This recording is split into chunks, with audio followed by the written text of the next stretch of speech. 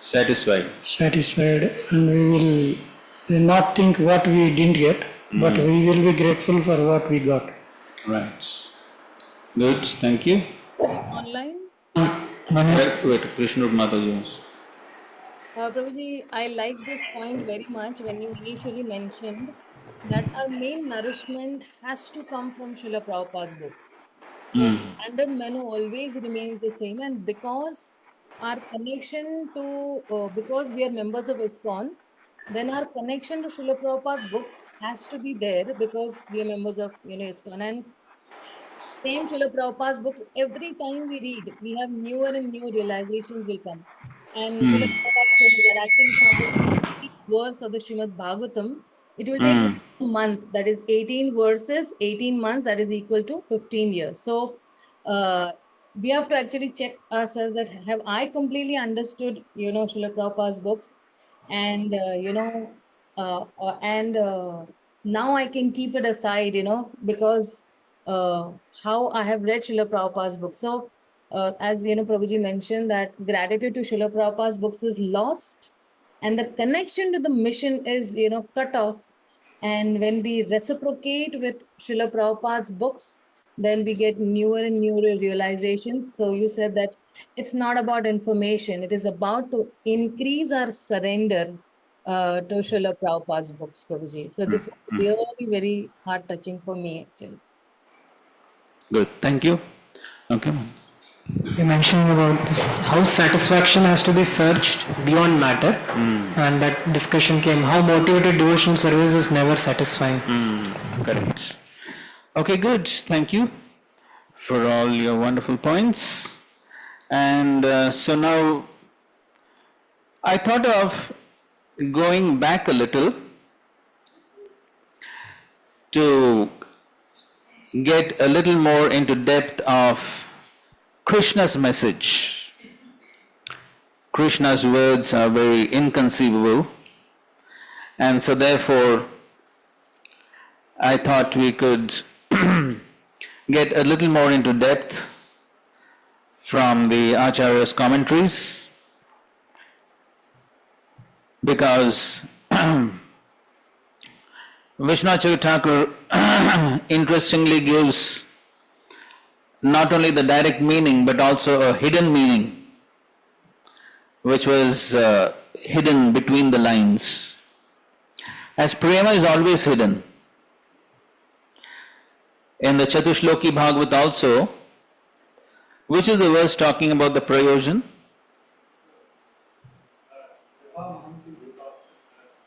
The third verse.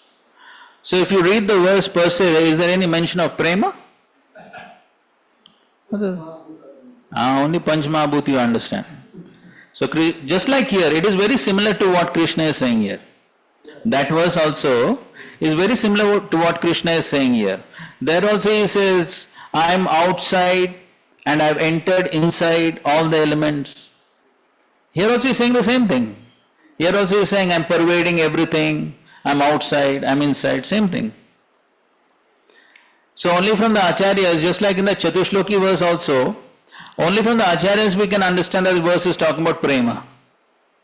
And of course, Srila Prabhupada gives an amazing commentary to that verse, where he's talking about the pure devotee having the television of the spiritual world within the heart.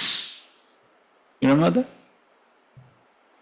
So only with the help of the Acharyas we can understand. So here also same thing. So for every verse he is giving a direct meaning and a hidden meaning. A hidden meaning which was meant only for the gopis to know. So I thought that was interesting, and we can go through these commentaries to get a better understanding. Good for the satisfaction and pleasure of Samarpan Gopro. Ultimately everyone will be satisfied. Okay, so we will once again go from text 29. Om Namo Bhagavate Vasudevaya.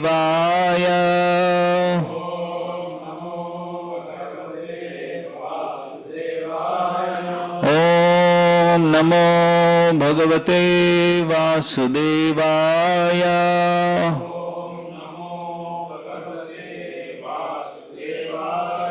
ॐ नमो भगवते वासुदेवाय।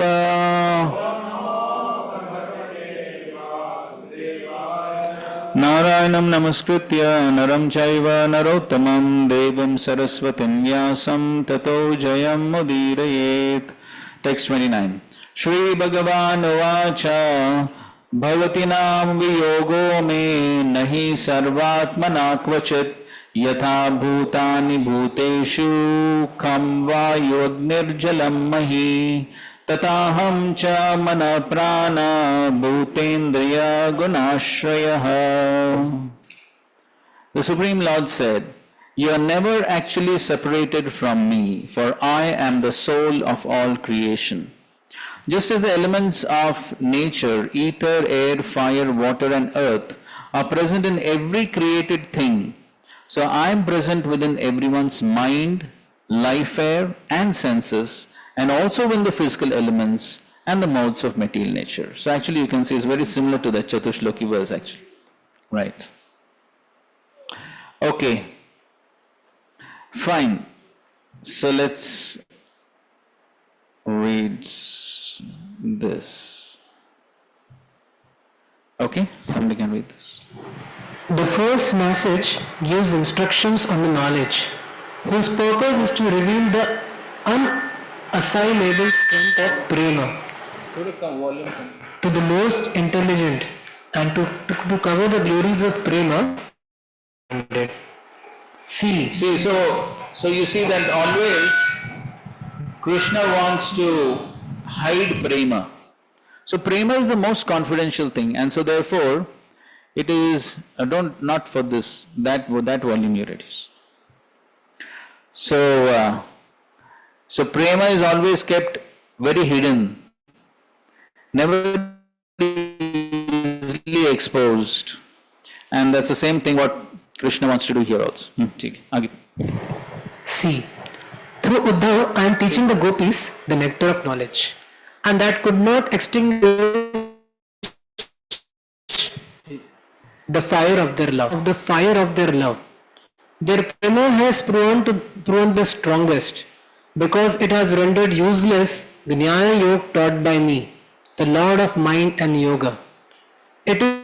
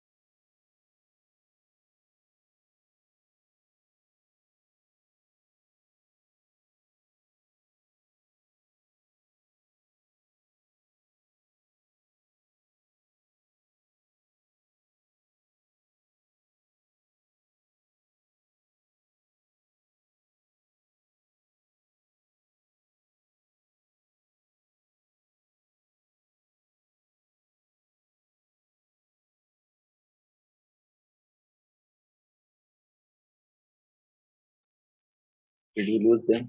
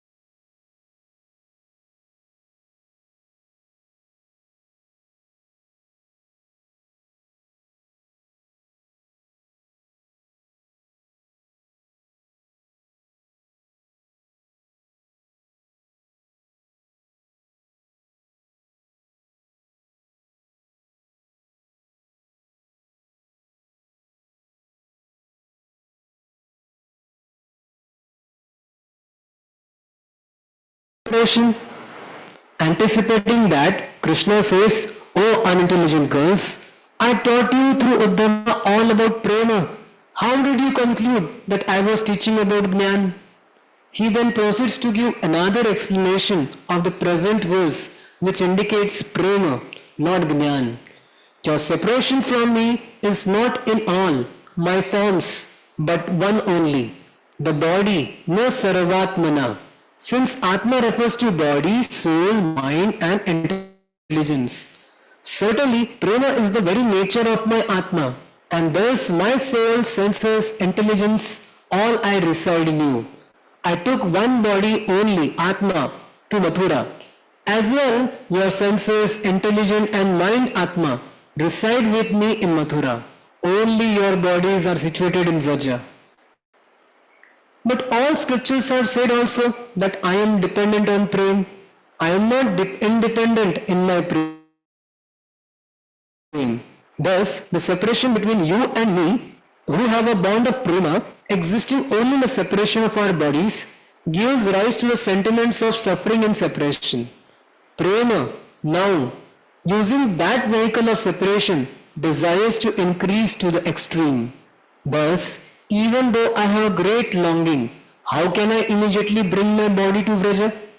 But when that prema, once reaching its desired level and exhibiting full separation, ascends to the state of meeting, I can then bring that body to Vraja, being dependent on that prema.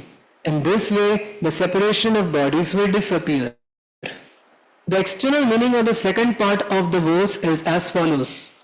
But as a source of all matter, I exist in all things.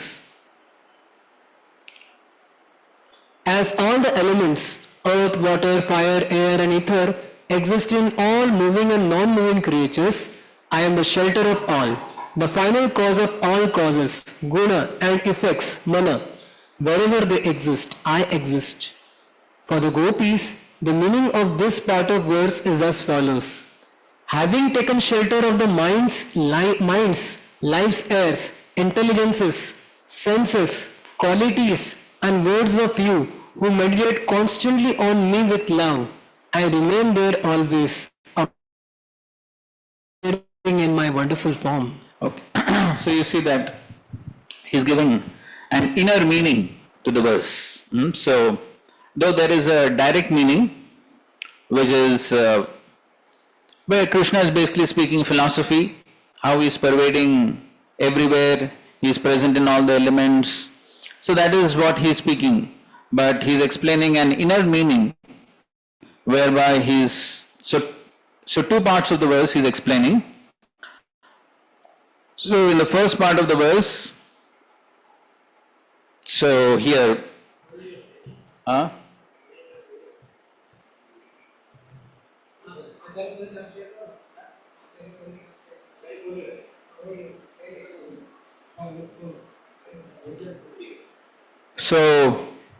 so in the first part of the verse he says nahi sarvatmana kvachit.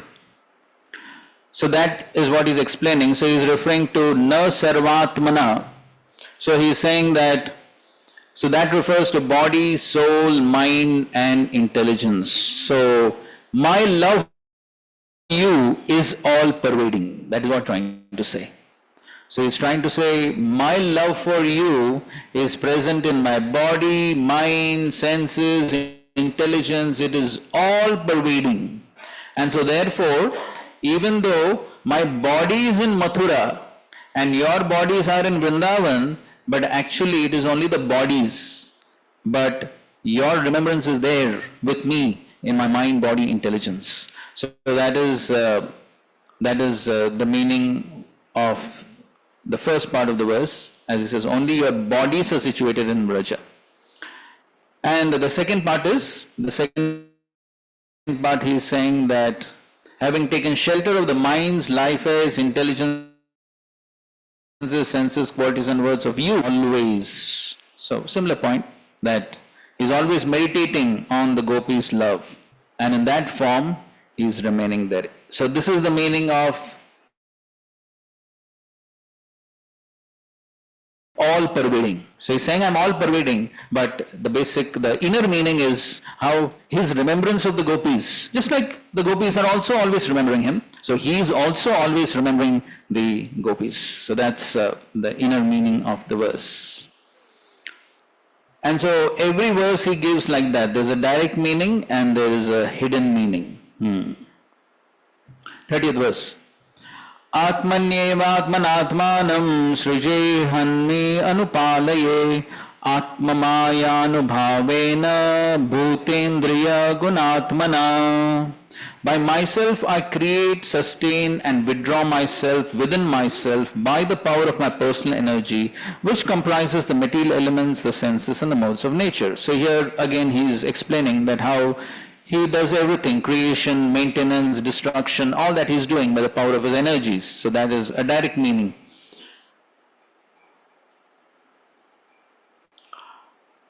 Okay. So yes, the universe is a result of my Maya Shakti. I create the elements by that Shakti, being my external energy. The Maya Shakti, though one of my forms, is not my Swarupa. But then he says, okay, somebody read from here. For the gopis, the meaning is as follows. For the gopis, the meaning is as follows. I make my appearance, Atmanam Shujami. Inner minds, Atmani. By my own effort. The E is a... By my own effort, Atmana. For enjoyment, I maintain that form for a moment. Anupalaye. And then I make that form disappear, Hanami. By what effort? By the power of Yoga Maya, Atmaya Anubhavena. What is yourself, Atmanam, that you make appear? That form with all my limbs, Bhutani, my senses, Indriya, such as eyes, my qualities, Guna, such as beauty, sweetness and cleverness and intelligence, Atma, taken as one element, a compound is expressed in a singular form. Okay, so this is again the inner meaning of the verse. So Srijami, these words are used for creation, maintenance and destruction. So the words used are Srije, Anupalaye and Hanmi. So I create, maintain and destroy the universe.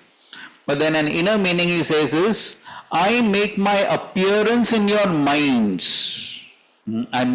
So Srijami,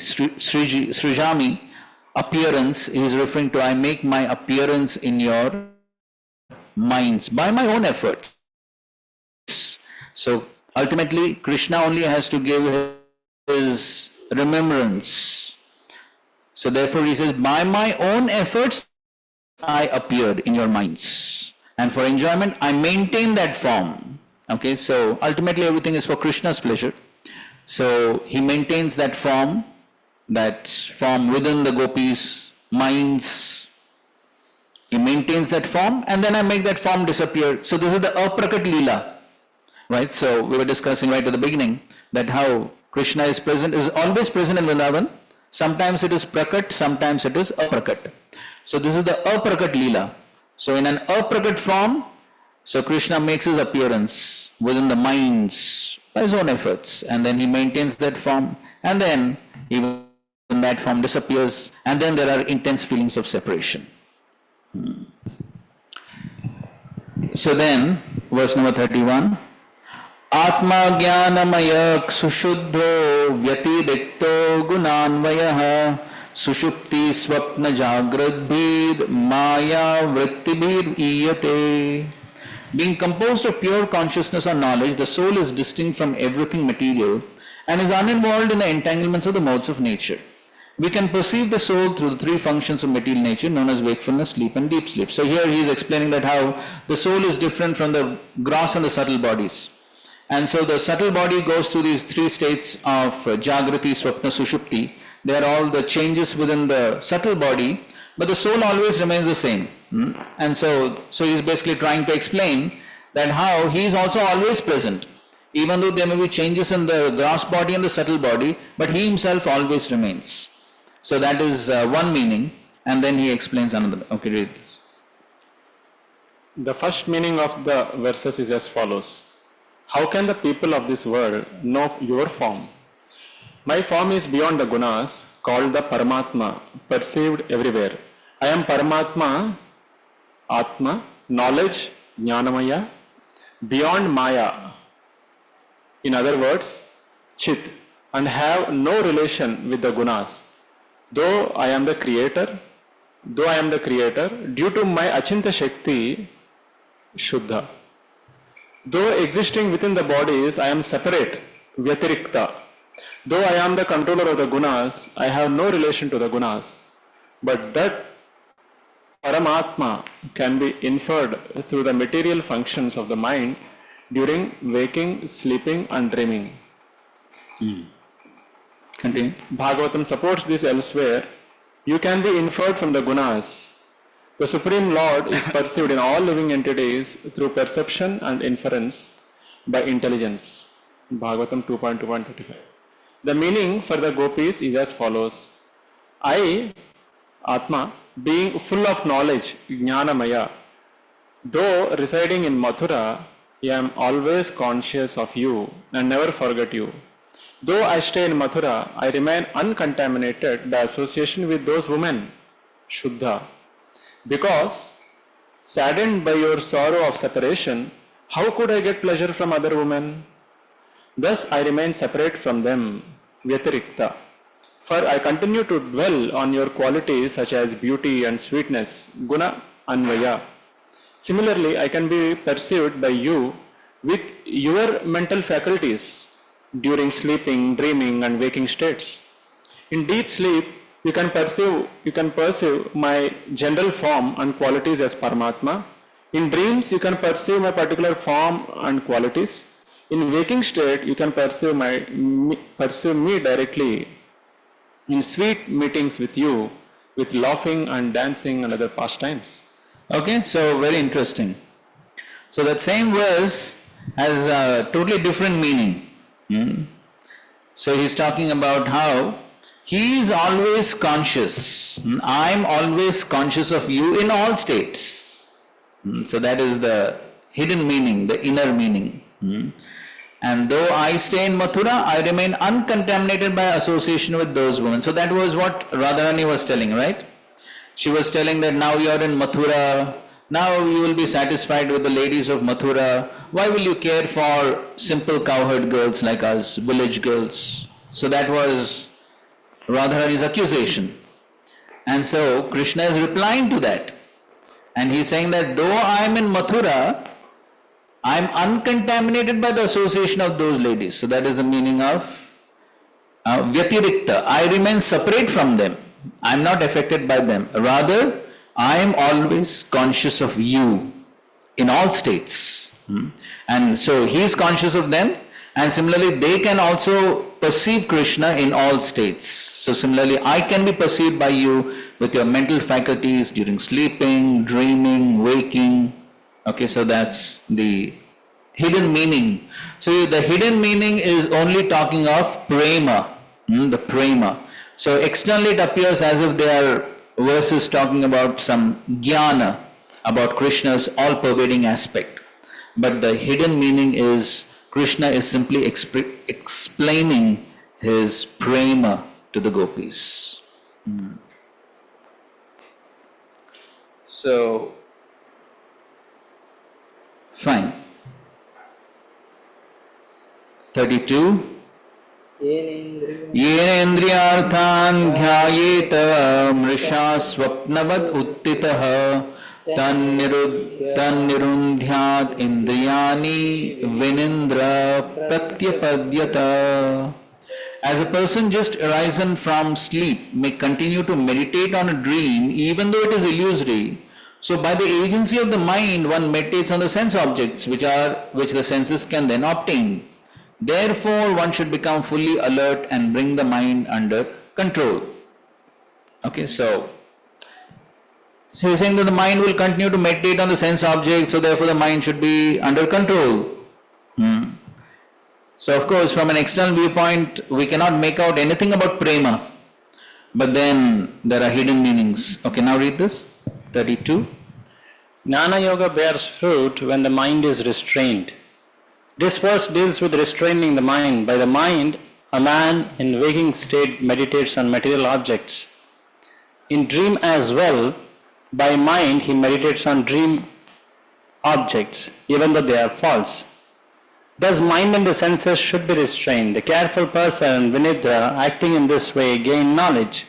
Previous conduct is testified as true by this statement. Okay, so the external meaning is that yes, one should control the mind and not meditate on the sense objects, and in this way one can meditate on the Paramatma within the heart.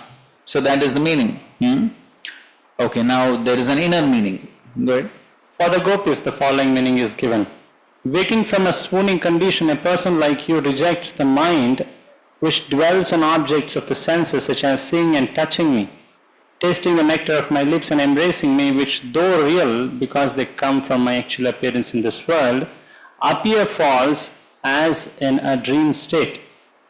Because of that, without sleep, you appeared with eyes and other senses devoid of anjan, sandalwood and color. I know that though I gave you all sorts of enjoyment, you, blinded by attraction, pained by separation, losing all discretion, consider all that enjoyment false. This gives me great unhappiness. I have therefore sent this message to you to say that your enjoyment with me is true. So that is what the gopis are fearing, right? So the gopis are fearing that, okay, previously we enjoyed with Krishna, but now it seems to be all false. It's finished. Now we cannot enjoy anymore. So what was that enjoyment? It was just like a dream. It was simply false. So therefore, Krishna is answering that accusation and he's saying, no, even though it appears to be false, so here the sense object is Krishna. The sense object is Krishna. And so seeing Krishna, touching him, embracing him, so all that appears false as in a dream state. It appears, but then Krishna is giving assurance that no.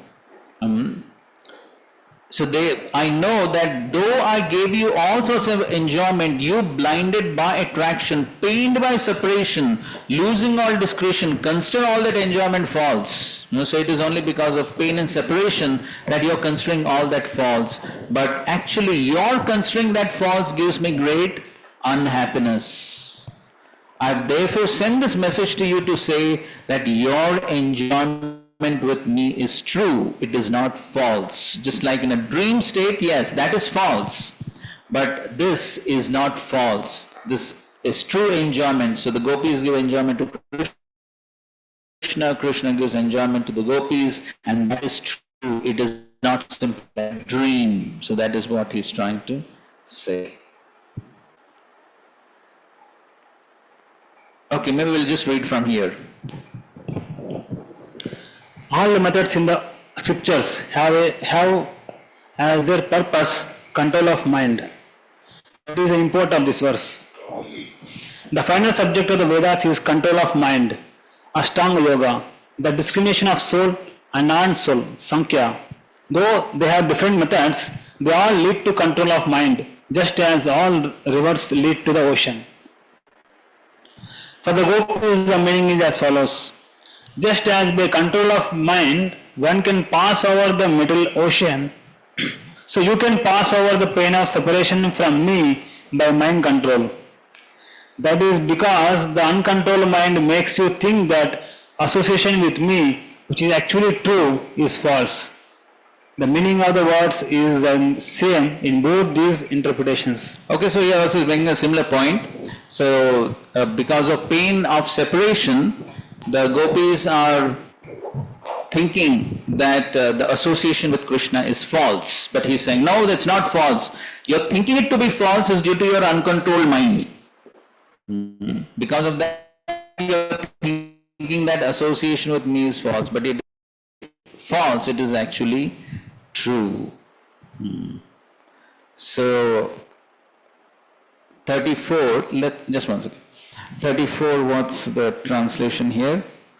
But the actual reason why I, the beloved object of your sight, have stayed far away from you is that I wanted to intensify your meditation upon me and thus draw your minds closer to me. Okay, so in this verse he gives the actual reason why he created that separation.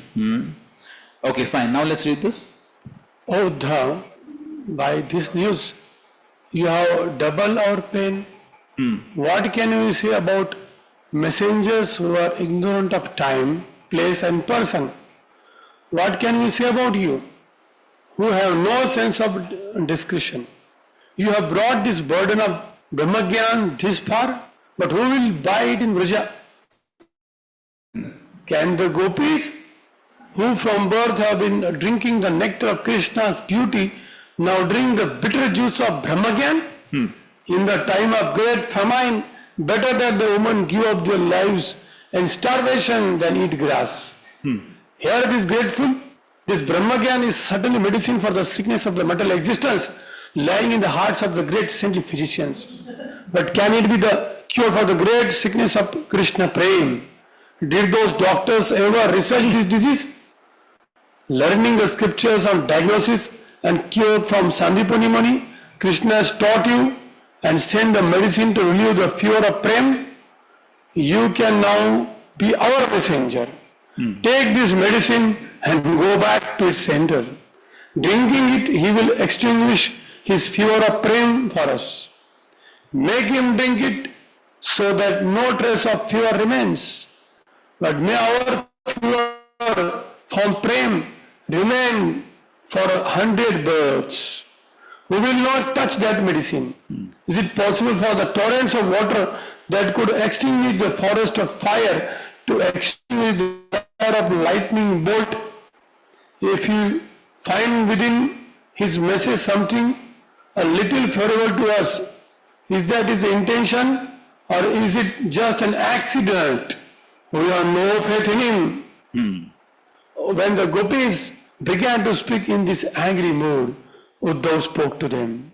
Oh ladies, just hear a moment with attention. As well as Brahmagyan, I have also brought some other message. After speaking this, he then began to offer to them Krishna's words as they listened eagerly with faith. The general meaning of the message is as follows. Though dear to your eyes, I am now far from them. The reason for this is that I desire that you continually meditate on me. By that meditation, your minds get closer to me. I am very close to your minds. Another meaning for the gopis is as follows. Though you are dear to my eyes, you are now situated far away from my eyes, but you are near my mind. From this it should be understood that if one is within eyesight, then one is far from that person's mind. If one is close to someone's mind, one is far from their sight. Since between the two, the mind is more important, I desire that you remain close in my mind. May that be your desire also. So that is the other meaning. So Krishna wants to be close to the gopis' minds and not physical proximity. So, because being close to the mind is what is more important than simply being close to the eyes. And so therefore, Krishna created that separation. He purposefully did that. That's what he's saying here. He purposefully created that separation so that even though physically they may not be close, but that will create proximity within the mind. And that proximity within the mind is more important than physical proximity. Because ultimately, if the mind is meditating on Krishna, then that is perfection. Right? So the same thing applies for us also. Today morning's class, Srila Prabhupada was saying, Man mana bhavamad bhakto, man mana. So focus the mind on Krishna. So therefore, focusing the mind on Krishna is important because the mind is the leader of the senses. So the mind is focusing on Krishna, then the other senses also will gradually focus on Krishna. So Krishna said in 8.7, Bhagavad Gita, what did he say? माम अनुस्मर युद्ध च. Yes, tasmat sarveshu kaleshu mam anusmara yuddhya. Therefore, we find in all those verses, what is 8.5? 8.5? अंतकाले च माम एवं Yes. स्मरन्. Antakale chamam eva smaran muktva kalebram. So there also it is smaran. Smaran takes place where? In the mind. Similarly in the next verse, yam yam vapi smaran bhavam vijitiyante kalebram tam tam evati kamtesa. So we find that the remembrance of Krishna is given great importance. Because ultimately, whatever one remembers at the time of death, one will get the next body accordingly. In the 29th chapter of the 4th canto,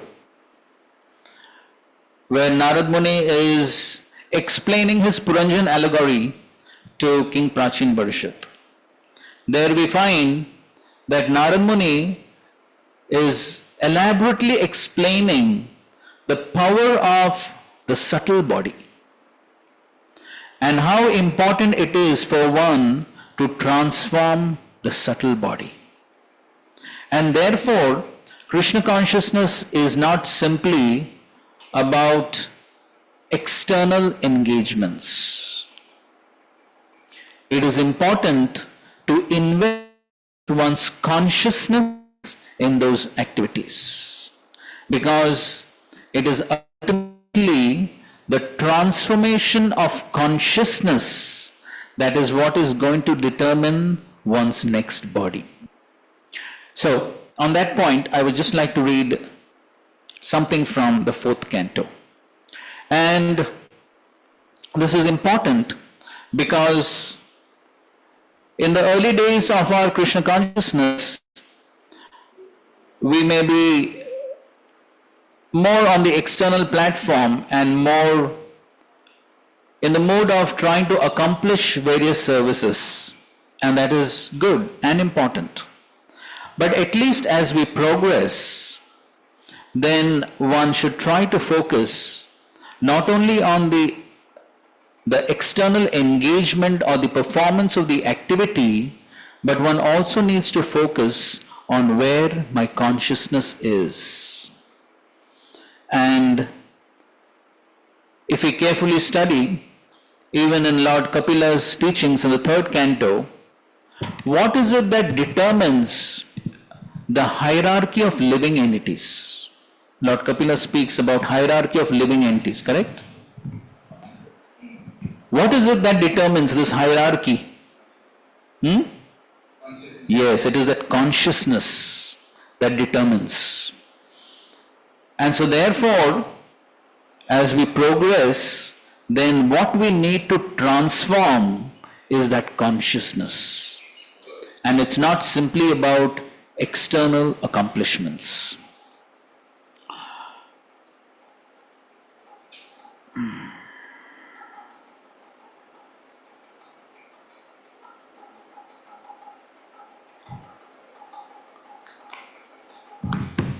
So almost somewhere 48 of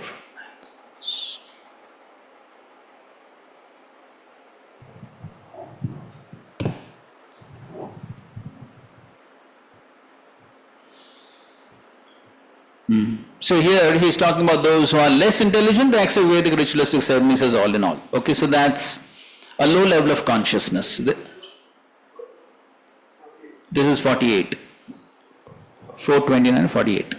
So here he's talking about, okay, those are less intelligent, for them going to heavenly planets, all that is everything. So here he's saying, so he's saying, the entire world is covered with sharp points of kushagra. So he's basically talking about the karma kanda sacrifices. Because of your foolishness, you do not know that devotional service is the only way one can please the Supreme Personality of Godhead. You cannot understand this fact. Your only activities should be those that can please the Personality of Godhead. Our education should be such that we can become elevated in Krishna consciousness.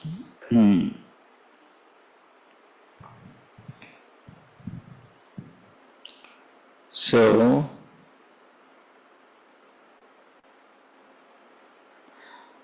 he is talking about the conversation between Ramananda Rai and Chaitanya Mahaprabhu. So once Lord Chaitanya asked Sri Ramananda Rai what is the best part of education, what the best part of education was, and Ramananda Rai replied that the best part of education is advancement in Krishna consciousness. So what should all our education lead to? Advancement in Krishna consciousness. It's not simply about information download. That's easy. But all that information should lead to advancement in Krishna consciousness.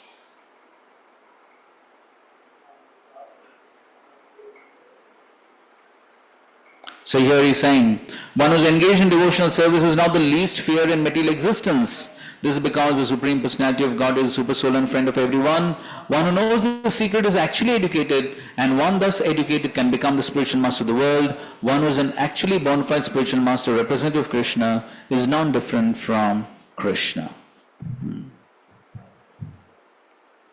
So here he's quoting this verse, Shat karma nipuno vipro mantra tantra visharada avaishnava guru nasya Vaishnava Shwapacha Guru.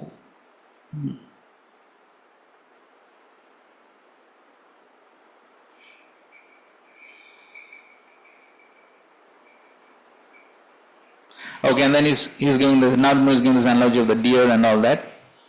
Go a little more down to some other verses.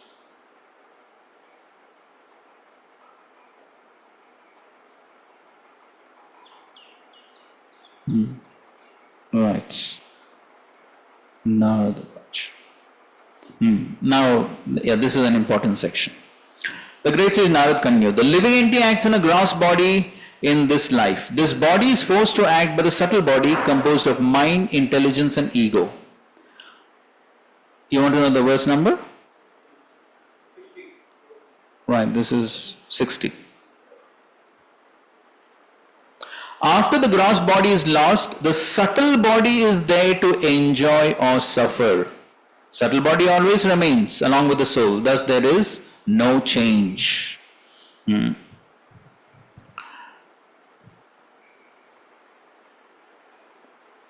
Right. Therefore, although there is apparently a change in the gross body, there is a continuation between the lives of an individual soul. The living entity, while dreaming, gives up the actual living body. Through the activities of his mind and intelligence, he acts in another body, either as a god or a dog. Of course, this is all Prabhupada's words. After giving up this gross body, the living entity enters either an animal body or a demigod's body on this planet or on another planet. He thus enjoys the results of the actions of his past life. As Prabhupada writes in the purport, the gross body may change, but the subtle body continues to act. Unless the living entity gets another gross body, he will have to continue in a subtle body or a ghostly body. One becomes a ghost when the subtle body acts without the help of the instrumental gross body. The gross body may lie on a bed and rest, and even though the machinery of the gross body is working, the living entity may leave, go into a dream and return to the gross body. When he returns to the body, he forgets his dream. Similarly, when the living entity takes on another gross body, he forgets the present gross body. The conclusion is that the subtle body, mind, intelligence and ego creates an atmosphere with desires and ambitions that the living entity enjoys in the subtle body. So here, the entire emphasis of Narad Muni speaking is what? Yes, the importance of the subtle body. And therefore he says, actually the living entity is in the subtle body. Even though the gross body apparently changes and even though he inhabits the gross body on various planets. So therefore he says, when the mind is educated in Krishna consciousness or higher consciousness in the mode of goodness, one is transferred either to the upper heavenly planets or to the spiritual world, the Vaikuntha planets. One therefore has to change his consciousness. One therefore has to change his consciousness by cultivating knowledge received from Vedic instructions from the Supreme Personality of Godhead through the disciplic succession. If we train the subtle body in this life, what we have to train? Subtle body, that is most important. Train the subtle body in this life by always thinking about Krishna. We will transfer to Krishna Loka after leaving the gross body. This is confirmed by the Supreme Personality of Godhead, Janma Karma Chame Divyam. Okay, now read this last paragraph. Thus, the change of gross body is not very important, but the change of subtle body is important. The Krishna consciousness movement is educating people to enlighten the subtle body. The perfect example in this regard is Ambrish Maharaj, who always engaged his mind on the lotus feet of Lord Krishna. Savai mana Krishna padar vindayo. Similarly, in this life, we should always fix our mind on the lotus feet of Krishna, who is present in his Archa Vigraha, the incarnation of deity in the temple. We should always engage in his worship. If we engage our speech in describing the activities of the Lord and our ears in hearing about his pastimes, and if we follow the regulative principles to keep the mind intact for advancing in Krishna consciousness, we shall certainly be elevated to the spiritual platform. Then at the time of death, the mind, intelligence and ego will no longer be materially contaminated. The living entity is present and the mind, intelligence and ego are also present. When the mind, intelligence and ego are purified, all the active senses of the living entity become spiritual. Thus, the living entity attains his Satchidananda form. The Supreme Lord is always in his Satchidananda form, but living entity, although part and parcel of the Lord, becomes materially contaminated when he desires to come to material world for material enjoyment. The prescription for returning home back to Godhead is given by the Lord himself in Bhagavad Gita.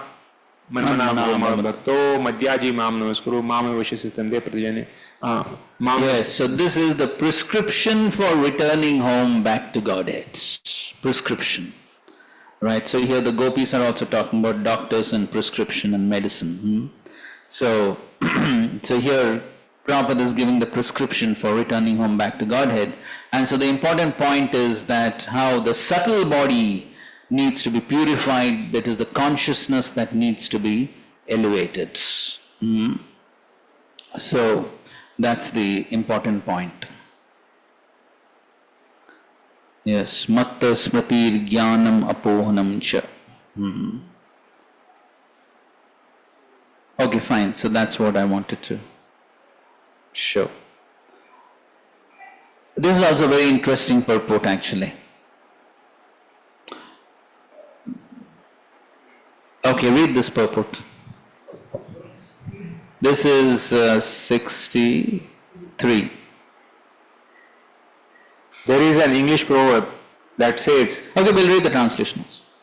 one can understand the mental or conscious position of a living entity by the activities of two kinds of senses, the knowledge acquiring senses and the executive senses.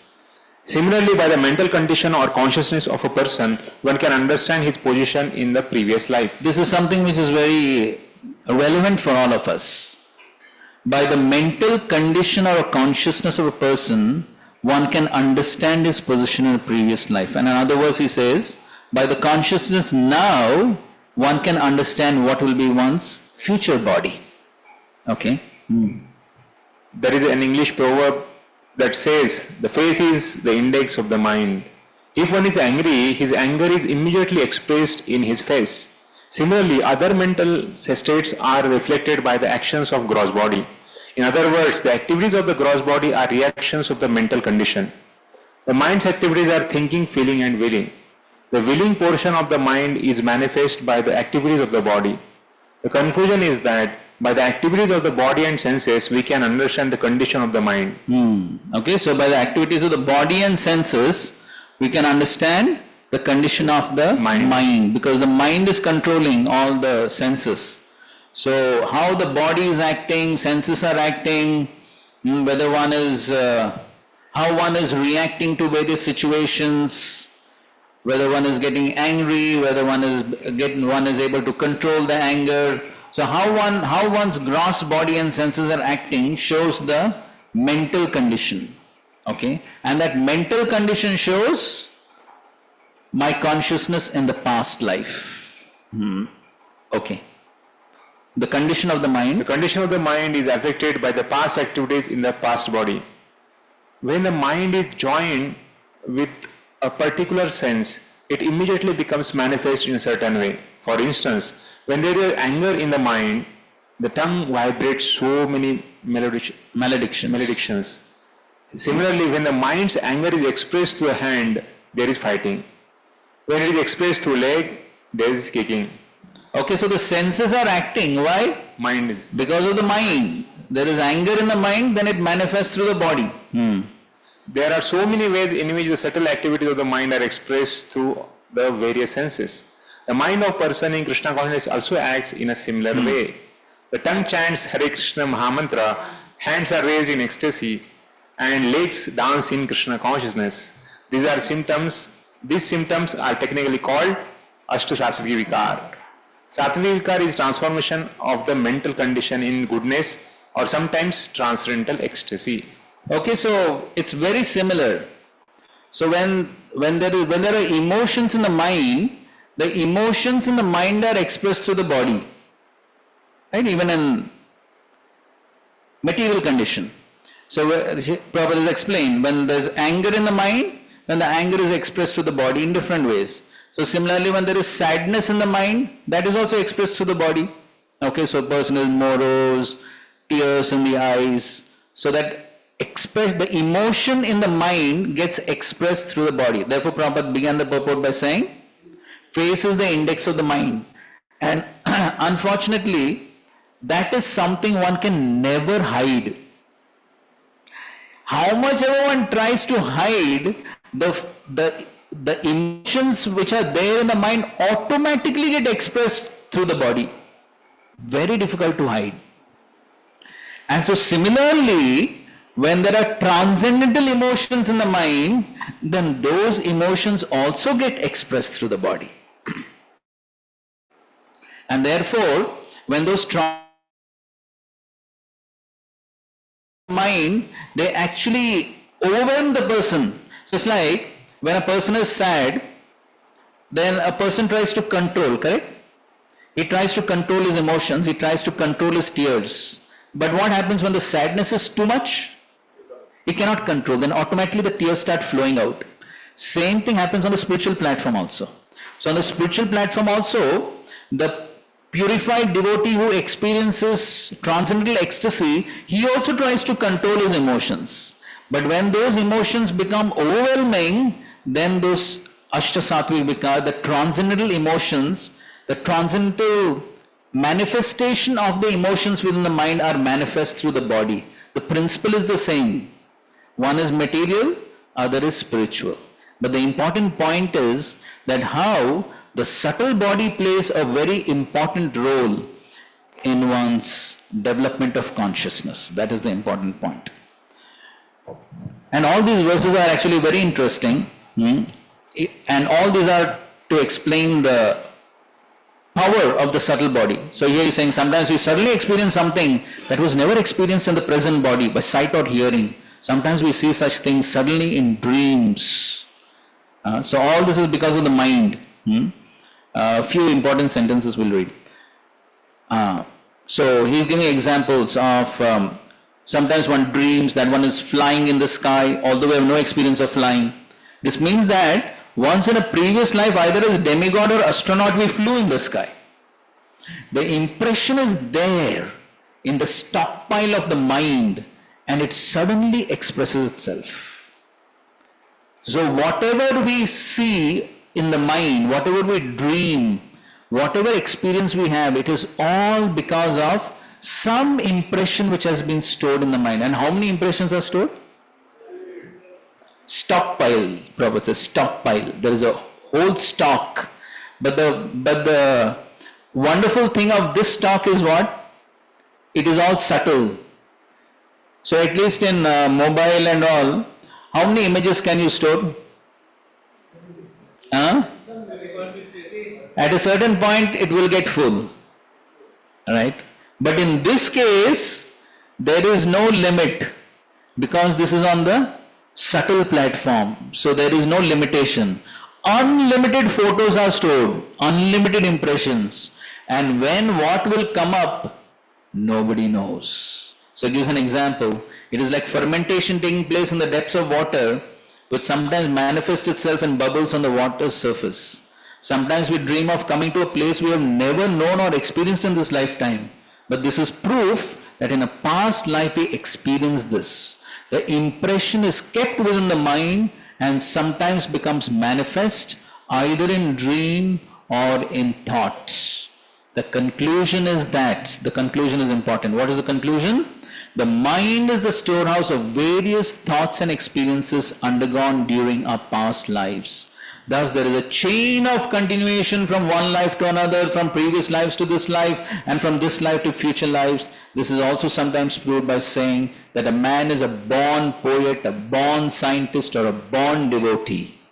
If like Maharaj Ambarish, we think of Krishna constantly in this life, so I am in a Krishna Padaravindayo, we will certainly be transferred to the kingdom of God at the time of death. This is a hope-giving statement. Even if our attempt to be Krishna conscious is not complete, our Krishna consciousness will continue in the next life. Prapi punya kratam loka. But then he says, if you rigidly follow the principles of meditation on Krishna, there is no doubt that in our next life we'll be transferred to Krishna Loka or Golok Vrindavan. And therefore, my dear king, the living entity who has a subtle mental covering develops all kinds of thoughts and images because of his previous body. Take this from me as certain. There is no possibility of concocting anything material mentally without having perceived it in the previous body.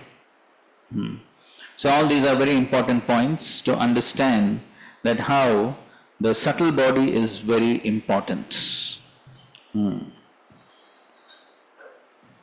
So again here he says, the conclusion is that the mind is the storehouse of our past desires and we have this present body due to our past desires. Similarly, whatever we desire in this present body will be expressed in a future body. Thus the mind is the source of different kinds of bodies. Now please read this paragraph.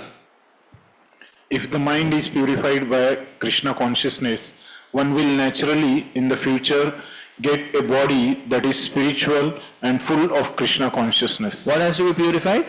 Mind. The mind has to be purified. Such a body is our original form. As Sri Chaitanya Mahaprabhu confirms, Jivera Swarupa hai Krishnera Nityadas. Chaitanya Charitamrita Madhya Lila 20.108.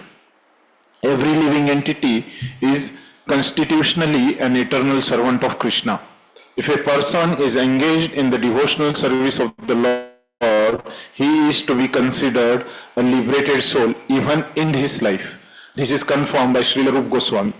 Iha yasya harer dase karmana manasa gira nikhilashva api avasthasu jivan muktasya uchyate. One who engages in the transcendental service of the Lord in body, mind and verse is to be considered liberated in all conditions of material existence. Bhakti Rasamrita Sindhu 1.2.187.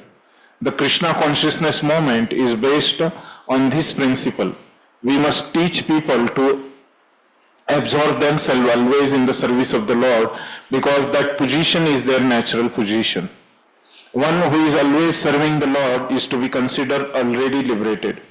This is also confirmed in Bhagavad Gita 14.26. Mam chayo vicharena bhakti yogena sevate sagunana samatiyetan brahma bhuyaya kalpate. One who always engages in the spiritual activities of unalloyed devotional service at once transcends the modes of material nature and is elevated to the spiritual platform. Okay, fine. So then he's talking about the Brahmanas. Okay. So anyway, so that's what he is speaking in all the words. Thus the mind indicates the past and future bodies. So the mind indicates. So as Prabhupada writes, the mind is the index of information about one's past and future lives. If a man is a devotee of the Lord, he cultivated devotional service in his previous life. Similarly, if one's mind is criminal, he was criminal in his past life. In the same way, according to the mind, we can understand what will happen in future life. So it's not a very big mystery to understand what the past life was and what the future life will be. By our own consciousness, we can understand this. Okay, fine. So basically, if you want, you can read the further part of the section. The whole section is very interesting actually.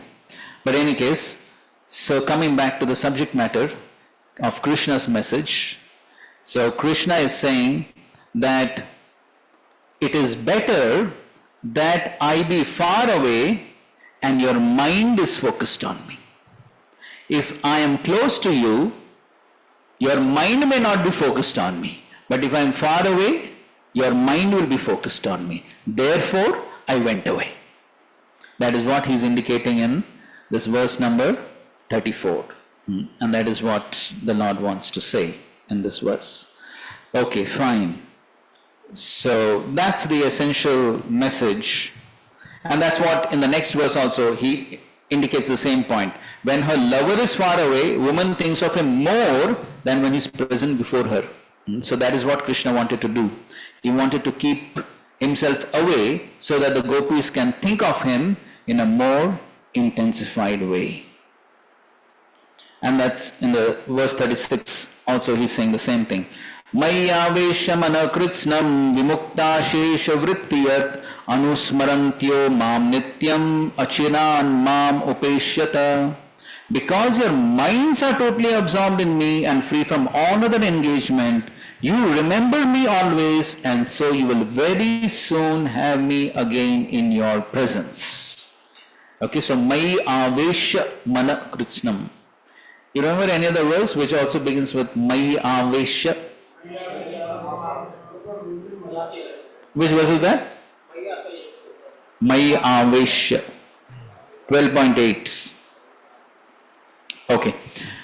So, okay, we'll read the purport to the commentary to 36th verse. Somebody read the comment 36th verse here. Oh Dhava, that message also you should keep in the treasure box of your heart. Though now Krishna is enjoying with the women of Mathura, sometime in the future he will be far from their eyes. At that time you can give this message to them. But right now this message is acceptable in Vraja. Previously, even when Krishna was present in Vraja and visible to our eyes, and then was absent of a moment, that moment felt like 100 yugas. During that period of separation appearing like one yuga.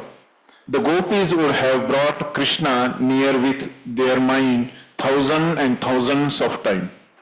When the gopis spoke irreverently in this way, Uddhav replied, "O women, if this message doesn't appeal to you, then hear another message from me. I have brought many messages."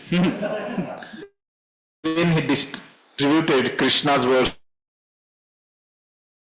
As you have completely rejected Visheshena Mukta, acts like husband, your minds concentrate upon me, Krishna, and you constantly remember me. Because of this, you will very soon attain my personal presence. Okay, so that's the point that we were discussing. Maya Vesha Manaha, the mind being constantly focused on Krishna. Okay, 37, then he says, although some these had to remain, this is the last verse of Krishna's speech. Although some had to remain the coward and so could join the rasa dance sport with me night in the forest, they were nonetheless fortunate. Indeed, they attained me by thinking of my potent pastimes. So even though they could not join, but their minds were focused. Okay, read. This verse raises as proof Krishna's personal presence when some gopis in their houses by their husband on the night of rasa dance, as described in the previous verse. Some gopis did not attend the rasa dance with engaged in amusement Maya on the night of the Ras Lila in Vrindavan. Why was that? Because they being kept in their houses by their husband, Raje Asita. They wanted to die because their desires were not fulfilled and they experienced great pain in separation from me. They attain auspiciousness, that is, they remain alive. By thinking of the rasa dance and other pastime of mine, they attain me. Situated in their Houses in houses in Gujarat, me because I personally appeared in their houses. After that, on other nights, they were also were able to attend the restaurants of bank of the. Okay, so this is so Krishna is speaking about the meditation in the mind is so important. So even though these gopis could not join the rasa dance physically, but they were so absorbed that they actually took part in the rasa dance in their minds. And so therefore, the important point for us to learn is that how our activities in Krishna consciousness should not be mechanical. Mechanical and ritualistic, then the growth in consciousness will not take place. And therefore, what is important is, as we progress in devotional service, we should also be conscious of where our mind is. As the English saying goes, you are where your mind is. So, one could be in this class, but at the same time may not be in this class. Right? That's good. So if you are meditating on Vrindavan sitting in this class, that is good.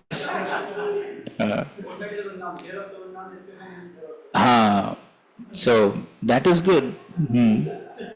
So, but the point is that where the meditation is, that is what is important. So, if one is simply performing an activity, but the consciousness is not there, then that will not be very pleasing to Krishna. As it is said, physically present, mentally absent.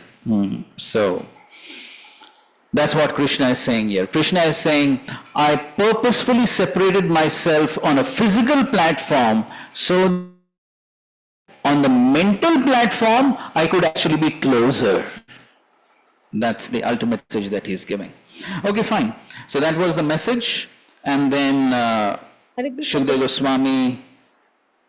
Prabhuji, Yes, Mother?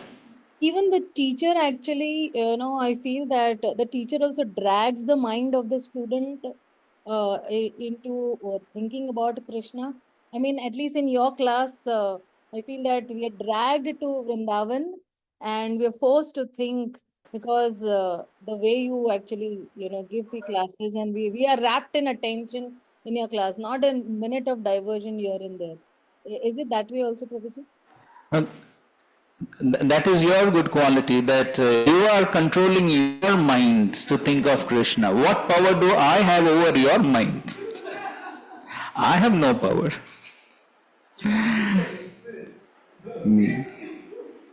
Any case, thank you for the compliment anyways. Okay, fine. So then the gopi reply, we already, okay, we finished up to 45 I think yesterday, right? Right, 45. So anyway, we'll revise a few more verses. The gopis are actually then beginning to think Krishna. So somebody just read the translations till 45. It's just like a revision from 39.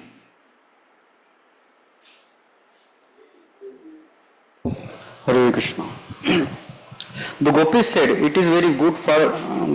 The gopis said it is very good that Kamsa, the enemy and persecutor of the Yadus, has not, along with his followers, and it is also very good that Lord Achyuta is living happily in the company of his well-wishing friends and relatives, whose every desire is now fulfilled. Okay, you can pass on, maybe others can. Gentle Uddhava is the elder brother of Gada, now bestowing on the city woman the pleasure that actually belongs to us. We suppose those ladies worship him with generous glances full of affectionate, shy smiles. Shri Krishna is expert in all kinds of conjugal affairs and is the darling of the city women. How can he not be how can he not become entangled now that he is constantly adored by the enchanting words and gestures? O saintly one, does Govinda ever remember us during his conversations with the city women? Does he ever mention us village girls as he freely talks with them? Does he recall those nights in the Vrindavan forest, lovely with lotus, jasmine, and the as we glorified his charming pastimes, he enjoyed with us, his beloved girlfriends, in the circle of the rasa dance, which resounded with the music of ankle bells.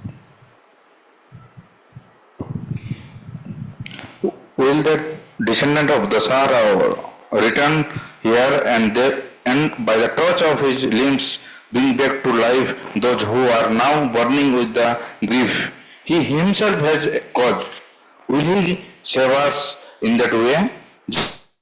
Lord Indra brings a forest back to life with his water-bearing clouds.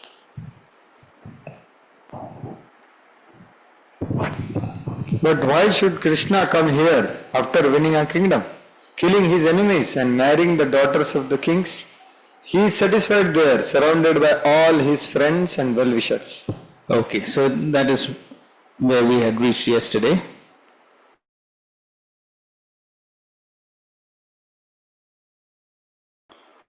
Let's see if there's something.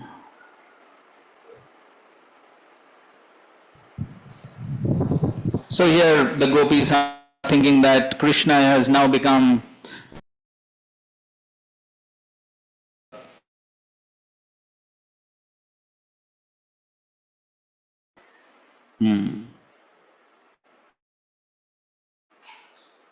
But then it's interesting in verse number 42, dear sir, certainly we dejected, therefore we were abandoned by him. But we ask you, though we are the lowest in this world, does he sometimes think of us women that he has rejected after enjoying, whether it is our good points or bad points? So they're taking a humble role. They're thinking, oh, we are not so qualified. So therefore he's rejected us, but at least does he think sometimes about us? Mathura, little of the songs you sing, they did not know anything about this because they're from the village. Does he mention us even in the...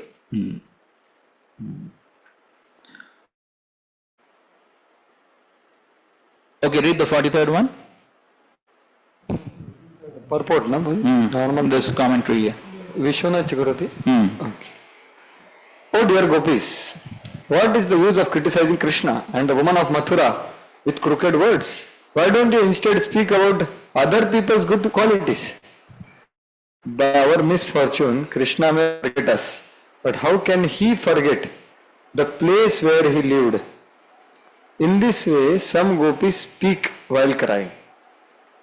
He enjoyed with his dear gopis at the Rasa arena in a pleasant Vrindavan, which is resounded with the sounds of camel bells, whose river banks were filled with the white splendor of lotus, just light. His attractive conversations were praised by the heavenly woman riding in their airplanes. Woman of Mathura, no any such conversation. Wild woman means what? What's the exact see the meaning? Wild. Wild is what? Wild means bad. Unpleasant.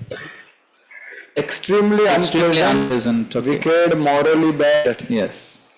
So, the wild woman of Mathura, no any conversations with him? Where is there such a river bank in Mathura? Where else is the music, song and the dance so pleasing to Krishna? Who in Mathura knows how to make the crowns unguents? Unguents. I think the ointments like kajal. Kajal. Garlands and the betel nuts. By remaining in Mathura, Krishna's health has completely disappeared. We will die just thinking of his lack of bliss.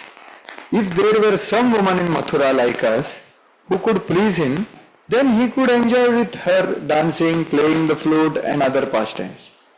If we heard that such woman existed, then we could remain in Vrindavan happily, even though separate from him. This is the implication of their words. What is the important quality that we understand from these words? That they are concerned about his desire, not theirs. Yes, exactly. They are most interested in Krishna's happiness, Krishna's pleasure, not their own. So they're not thinking about themselves. They are feeling who will satisfy Krishna in Mathura. If there are some women who will satisfy him, will be satisfied, will be happy. But it is not possible because in Mathura, first of all, there is no such river. There is no river bank, nobody to play such instruments. So how will you be happy in Mathura? So you can see that how, so this is real love. They're not thinking about their own happiness. Mathura is They're thinking also about Krishna's happiness. Mathura is also on the river bank, one side of the river.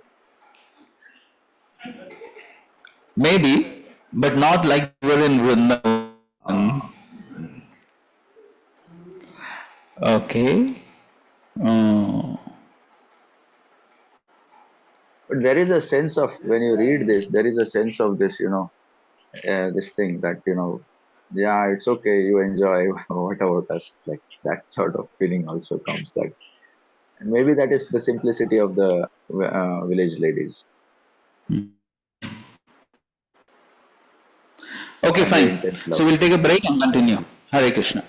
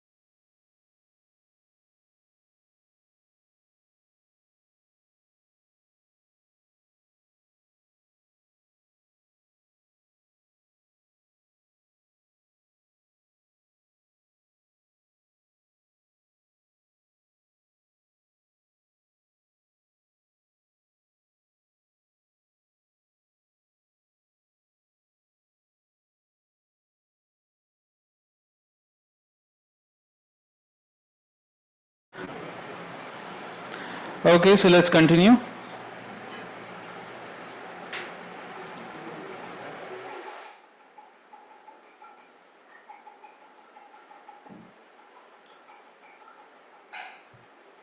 Okay, so text 46. Let's recite. So, one question. Okay. Just before going, because see, when you're reading this, it's always like uh, it's understood from the purports that the gopis are looking at the best interest of Krishna, all that. But in simple words, they are feeling extreme pangs of separation. They are wanting him to be there with them, right? I mean, in simple, Yes, it's that's their correct. want also. It's their want also.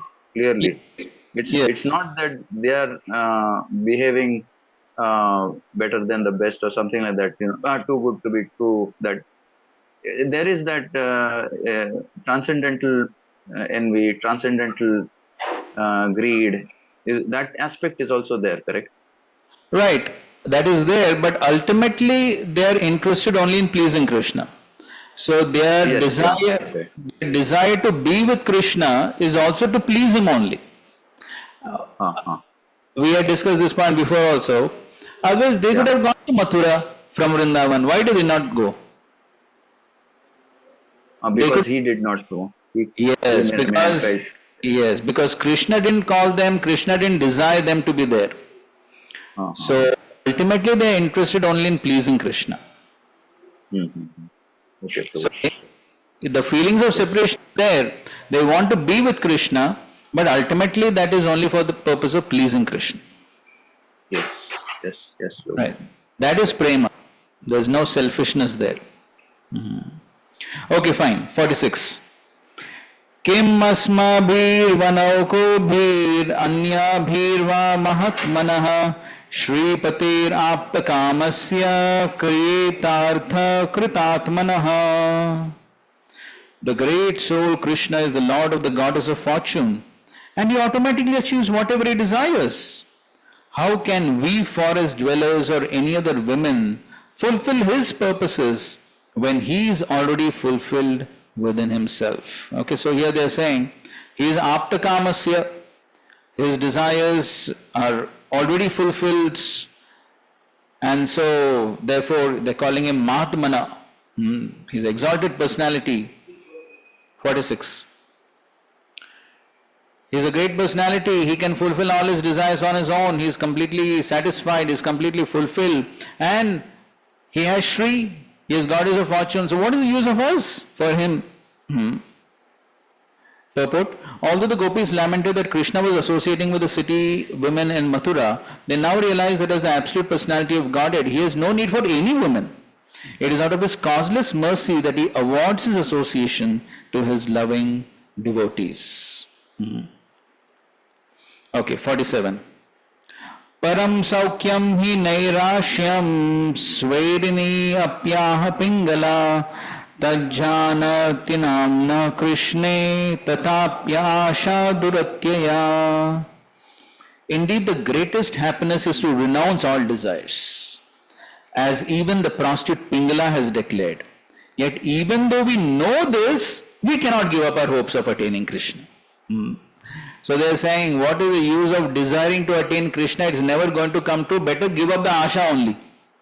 If you give up the asha, nirasha hi paramam sukham. If you don't have asha, then we'll be happy. So better give up the asha of achieving Krishna, just like Pingala, she gave up all asha. Because it's very difficult. But still, they say we cannot give up our hopes of attaining Krishna. Tatapi asha duratyaya.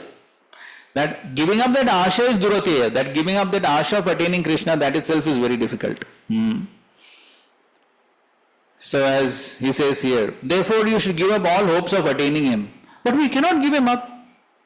It is difficult for anyone to give up hope concerning Krishna. Pingala had desires for men other than Krishna, therefore she could give up those desires. Right? But giving up desire for Krishna is not possible because that is natural constitutional position. So that is not possible. 48.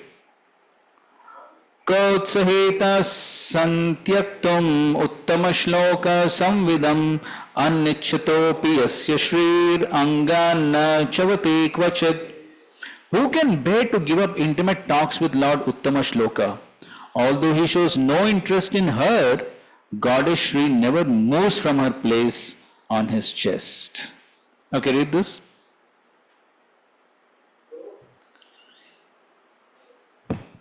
Though a greedy man may not attain his desired object, he cannot give up the desire for the object. Who has the ability to give up the beauty and sweetness of Krishna? Uttama Shloka, once having attained it. No one can. Though Lakshmi is ignored by Krishna, she does not give up the chest of Krishna, but remains there always as a golden line. Okay, so even though Krishna may not reciprocate, but still the desire to achieve Krishna can never be given up. So that is basically the mode of the Aslishava Padritam Pinashtamam verse. That Krishna may not reciprocate, but still the devotee never gives up the hope of attaining Krishna. And so therefore, even as sadhakas, so that is the mode, that whether one achieves Krishna or not, but still one's devotional service never diminishes. Just in that context, recently we were in Nasik, so that Jatayu pastime. So apparently Jatayu lost.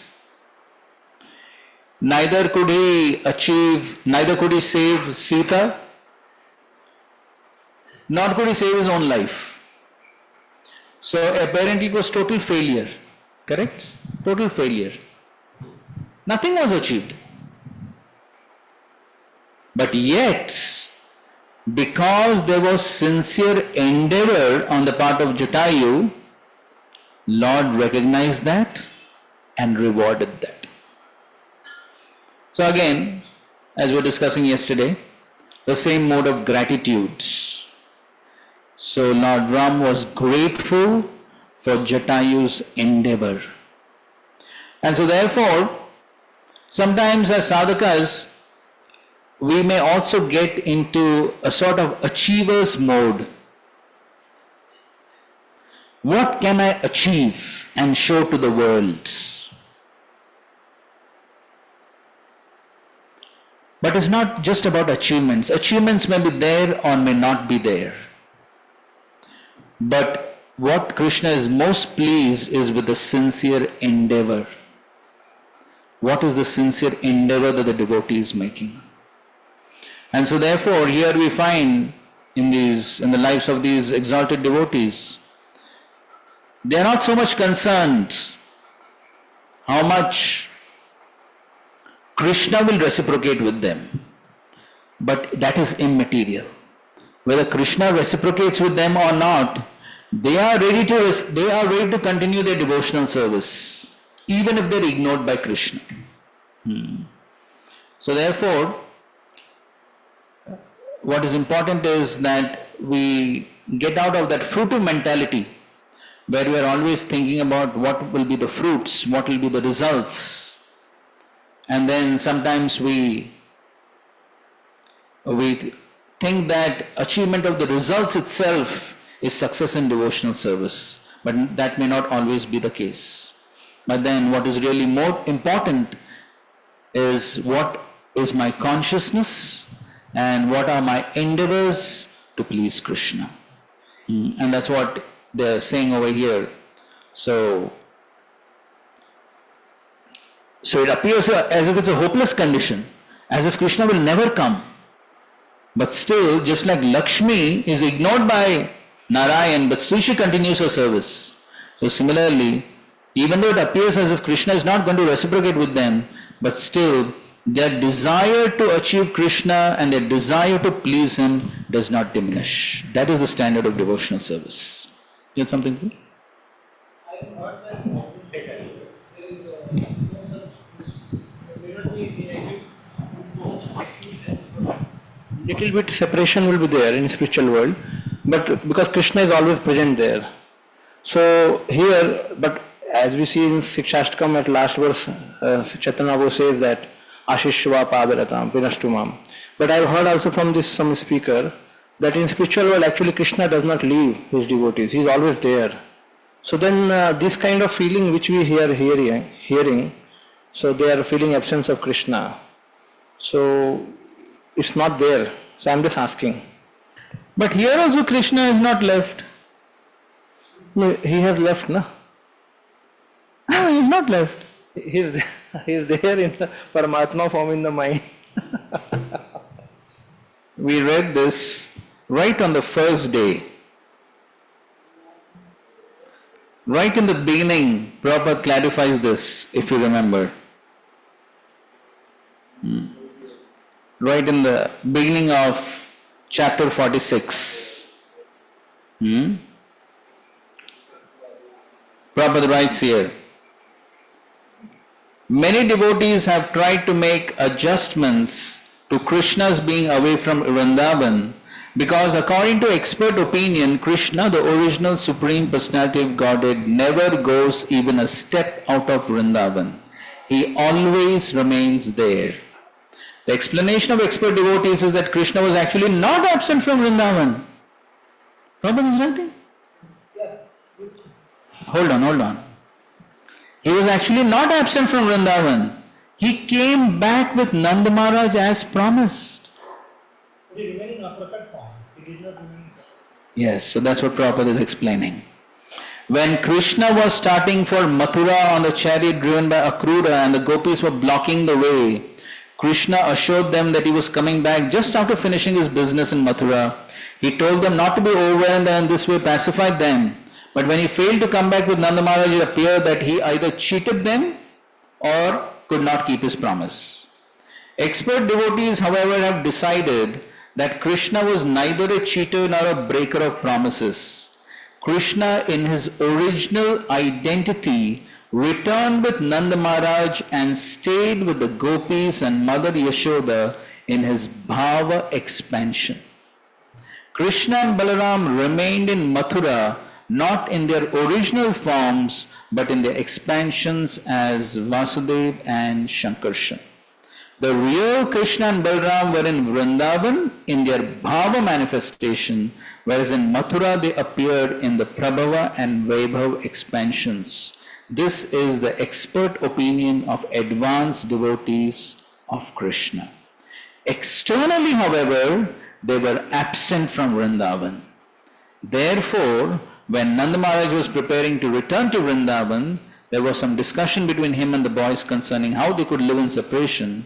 The conclusion to separate was reached by mutual agreement. So My question was this only. So now here is the bhava form, Krishna is there, uppercut form, and the gopis and other devotees are feeling separation. Now in the real spiritual world, so there Krishna is always there, not in the bhava form, his prakat form. So I'm just asking, Prabhuji, so this kind of bhav that even if he rejects the person, so does it appear there also? Sometimes it may appear, but here it's like for so many months together, years together. I'm asking about this thing. So what is your reference for this point that in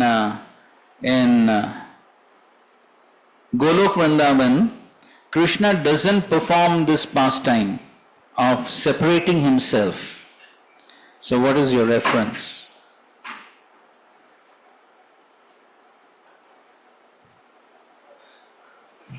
I have heard only. You have to give Shastric reference, then we will accept.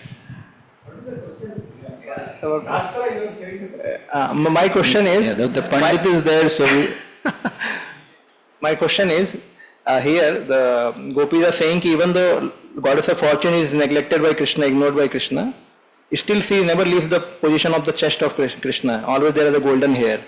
And also gopis are also saying that we will never leave Krishna. We will not go to Mathura if somebody is there to serve Krishna in Mathura. Krishna has not called us. So this is one thing. So there is a lot of separation feeling is there. But in spiritual world I have heard from some speakers that there is no much Krishna never leaves. spiritual world means precisely you're talking about Golok Vrindavan, right? Golok Vrindavan, Krishna is in prakat form. He never leaves his devotees. So this kind of separation which we are seeing here, do they also feel in spiritual world? Because it's always there in a prakat form.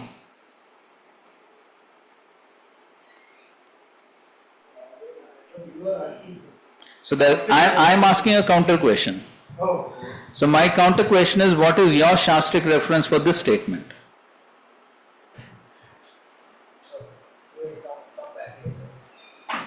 Right. So see, just like it is described, Bhaktivinoda Thakur describes that the killing of demons is only present in Brahma Vrindavan.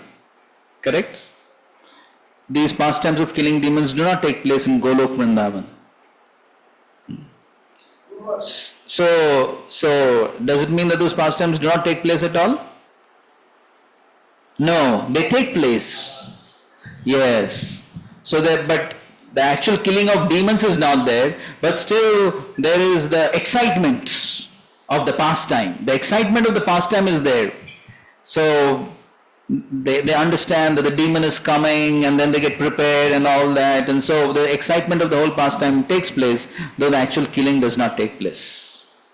So my understanding is, in this case also maybe something like that could be there. But then this Krishna's pastime of trying to increase the intensity of love of the devotees always takes place, because that is the highest bliss of the devotees, to experience these ecstatic feelings of separation. And Krishna wants to award that transcendental ecstatic bliss to the devotees. So therefore, in my understanding, these pastimes will always take place. Prabhu, here an interjection. Is it that because in so many millions of universes that Krishna does this pastimes 125 years, 125 years and goes on, 69.12 million universes, say. Now, these pastimes are going on and the same gopis, or maybe different, whatever, they are also going there and there they feel separation. And these are pastimes meant for the Bhauma Vrindavan, which may not be there in the Golok Vrindavan. Finally, everyone ends up there only. And these pastimes are meant for Bhauma Vrindavan only. So that's what I would like to know, the Shastric proof for this, that these pastimes only take place in Brahma Vrindavan. Oh. So if you can give us some Shastric reference, it will be helpful. See, one more thing that very commonly heard, and we all know from hearing from many sources, I don't know the Shastric reference, that it's said that we will be born in Krishna's presence in one of these pastimes in this material world, one of these universes, and then only we will go to Golok. Yes, that is correct. That is correct. So doesn't that sort of we can infer that, these pastimes here are different from Golok in some So way. what is the logic for the inference? Inference is that, see, we will be born. Why Okay, don't we that go is all directly right. to Golok? No, that is all right. But from that point, how can you infer that these pastimes only take place in Brahma Vrindavan? Without scriptural evidence. Okay. Yes, right. Yes. I don't know, Bro, because I just came in between. I am sorry for that. No problem. I had some service so for the other batch. So what I want to express is about Shastra. So Bhagavad Katha Prabhu can corroborate what I am saying is right or not. So it is in Jiva Goswami clearly says that which pastimes happen in Bhum Vrindavan and which don't happen. So number one is birth of Krishna. Number two, leaving, like the 11th and 9th and 10th and 11th chapters of leaving to Dwarka and returning, leaving Astinapur, going Dwarka, like leaving to Mathura. Now those pastimes, he mentions that also. and some killing demons as well, I think. Yes, killing so demons, like that is correct. So and so on. So that is one thing which I reflected. Bhagavad Katha Prabhu can comment whether it is correct or is it. Jiva Goswami says that. I mean, do I have to show the verse or? No, I mean, you can show me later, no problem. I mean, I would have to find out. So he is asking whether this pastime of Krishna leaving leaving Vrindavan to go to Mathura, that also is only in Bhavam Vrindavan? That's what it implies based on what I shared just now. Okay. But the point is the separation. Atati yad bhavan ahani kaanam. So this is 64 days plus 5 days. And that is one day or whatever. Now when Krishna goes to forest. So for them, that little bit, blinking of eye is one yuga. Correct. So these differences are, is our thinking. Correct. For them it is like, little bit not there, that also is separation. Correct. So then it comes to the principle of Sambhoga and Vipralamba. So that keeps on happening every day for all rasas. Correct. So in principle these things are happening. Correct. But the details are varying here because then that's how the details are coming in, that the gopi which was not allowed but she entered and all. So this is all Bhavam Vrindavan stuff. It appears to me like that. Yeah, so but the verse I need to find. Yeah, but the principle of the feelings of separation always remain. Yes, that's correct. Similar thing every day. Yes, when Krishna goes to the forest. Yes. For them, yes, even as you rightly said, even the blinking of eye, they're cursing Brahma. Yes, that's true. Okay, fine. So let's proceed.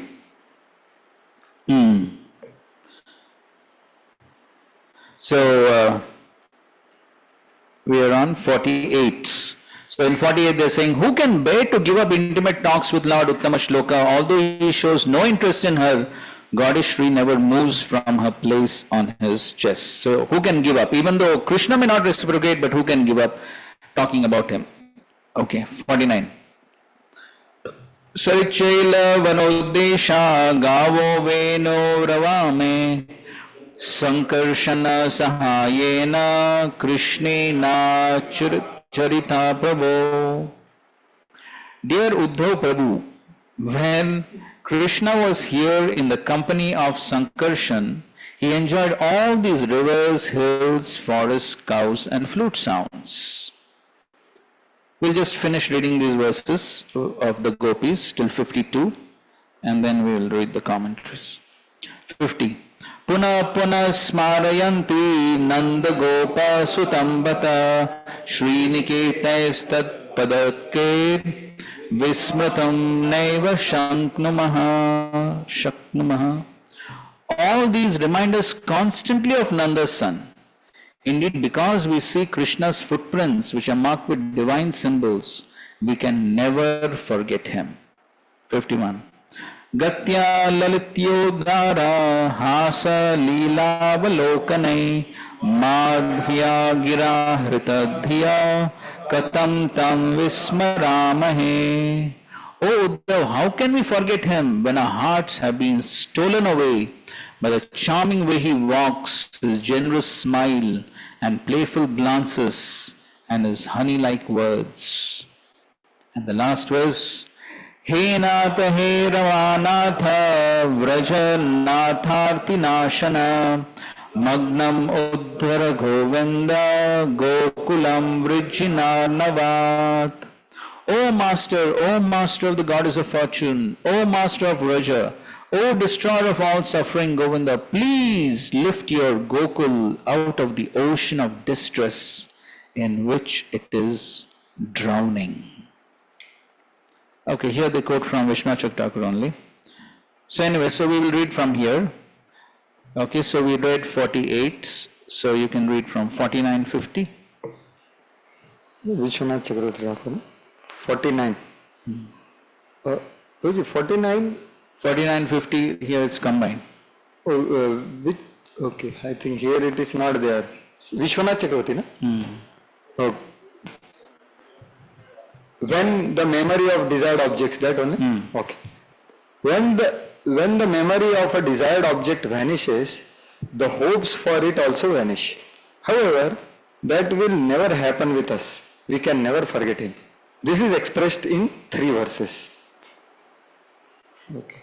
The rivers, hills, forest, cows and the flute were served or used architaha by Krishna. We cannot forget him because of his footprints remaining in the earth and stone marked with the thunderbolt flag and the other symbols. Okay, next. Next, directly, if you keep that. Yes. If you keep remembering him by looking at the rivers and mountains, then bind. Okay. A cloth around your eyes. Okay, then blind cloth around your eyes, and then by directing the mind elsewhere by the intelligence, you can forget him. So this Uddhava is saying though. Yes. Okay. How can we forget him? It is not possible because we have no intelligence. He has stolen it. Oh Uddhava, our hearts have been stolen by his sweet madhya words. Okay, so Uddhava is giving suggestion wherever you see Krishna, so close your eyes with cloth. They are saying, closed eyes, but our minds and intelligence are fixed on him. He has stolen it. So what can we do? Then ignoring Uddhava, the gopis in extreme distress turned towards Mathura and called out Krishna in pitiful voices. Oh Krishna, in this text the first phrase is Hey Krishna, Hey Ramanath. Hey Ramana. Hey Ramanath. You attract our minds, though we are unqualified. O Lord of Lakshmi, Ramanath, you are the great treasure of wonderful sweet pastimes begged. Nanya Mana, Nathyamana, even by Lakshmi. Okay, you are the great treasure of wonderful sweet pastimes begged even by Lakshmi. O Master of Vrajnath, Vraja should take shelter of you, Natheti. O remover of suffering, previously lifted up Govardhan, you were the remover of the pain caused by Indra. By coming personally here, please deliver Gokul, which will be destroyed today or tomorrow due to the ocean of most intense suffering caused by separation from you. O Govinda, protect the cows which you yourself tended. But what will happen if we send this message to him? Enough of this. So in the purport here, towards the end, they are mentioning, in this heart-rending verse, the gopis cry out to Krishna to remember the wonderful, sweet relationship they once enjoyed together as innocent village people. Indeed, Sri Krishna would lovingly take care of his father's cows, and the gopis appealed to him to remember these duties and return so he could resume them. Okay, text 53. Shukdev Goswami continued, Lord Krishna's messages having relieved their fever of separation, the gopis then worshipped Uddhav, recognizing him as non-different from their Lord Krishna. Purport, Srila Sridhar Swami states that the words Gyatvat Manam Adokshajam also indicate that the gopis recognize Lord Krishna to be the very soul of their lives and are spiritually one with them. 54. Uddhav remained there for several months, dispelling the gopis' sorrow by chanting the topics of Lord Krishna's pastimes. Thus he brought joy to all the people of Gokul. Purport, the great Acharya Jiva Goswami comments in this regard that Uddhav during his stay in Vrindavan certainly took special care to enliven Krishna's foster parents Nanda and Yashoda. 55. All the days that Uddhav dwelt in Nanda's cowherd village seemed like a single moment to the residents of Vraja, for Uddhav was always discussing Krishna. Text 56. That servant of Lord Hari, seeing the rivers, forests, mountains, valleys and flowering trees of Vraja, enjoyed inspiring the inhabitants of Vrindavan by reminding them of Lord Krishna. Okay, so that's how he dispelled the feelings of separation by reminding them of Krishna. Purport. Srila Sridhar Swami points out that as Uddhav wandered about Vrindavan, he reminded Vraja's residents of Krishna by asking them questions about the pastimes of the Lord, the pastimes the Lord had performed in each of these places, namely the rivers, forests, mountains and valleys. Thus Uddhav himself enjoyed great transcendental bliss in their association. So this is what devotees are supposed to do. Macchitta madgata prana bodhayanta parasparam katayantas shimam nityam tushyanti cha ramanti cha. So this is how the devotees, they derive great transcendental bliss by discussing about Krishna and Krishna's service. Text 57. दृष्ट्वैवम् आदिगोपीनां कृष्णावेशात्मविक्लवम् Uddhav परमप्रीतस्तान्नमस्यन्निदं जगौ. Thus, seeing how the gopis were always disturbed because of their total absorption in Krishna, Uddhav was supremely pleased. Desiring to offer them all respect, he sang as follows. Okay, so we read before also, seeing the great absorption, feelings of separation of Nanda Maharaj and Yashoda, that time also Uddhav was greatly pleased. And now seeing the absorption of the gopis, again Uddhav is extremely pleased. Please read this purport.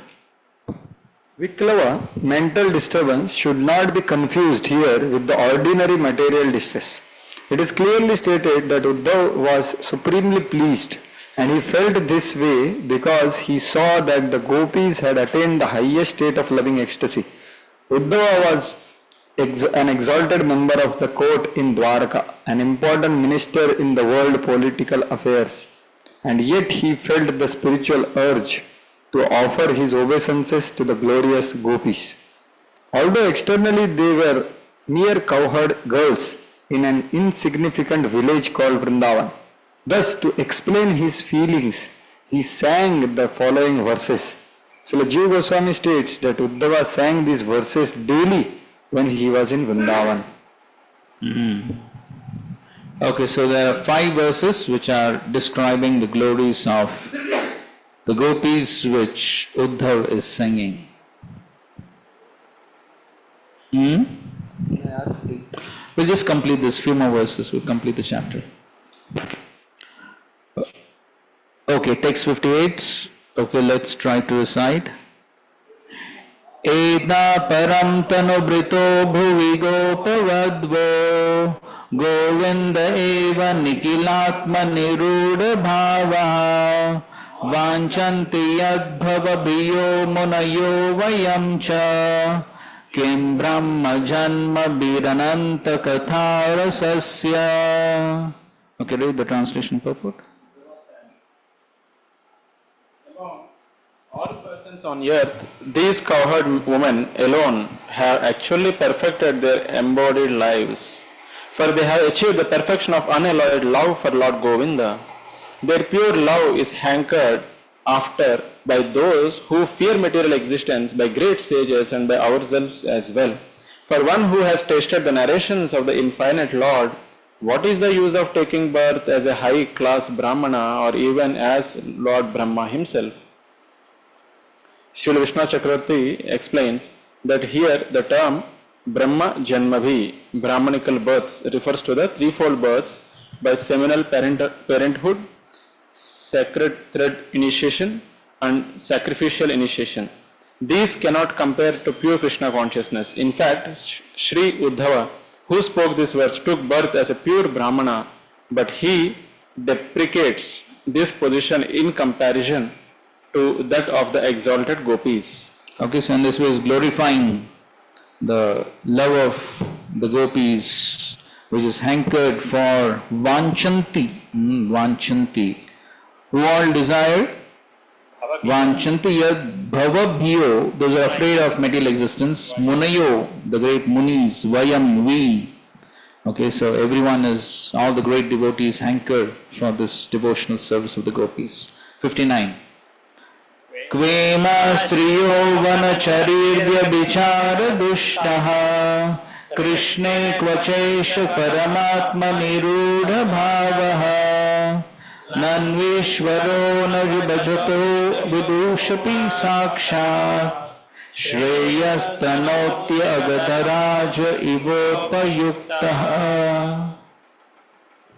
How amazing it is that these simple women who wander about the forest, seemingly spoiled by improper behavior, have achieved the perfection of unalloyed love for Krishna, the Supreme Soul.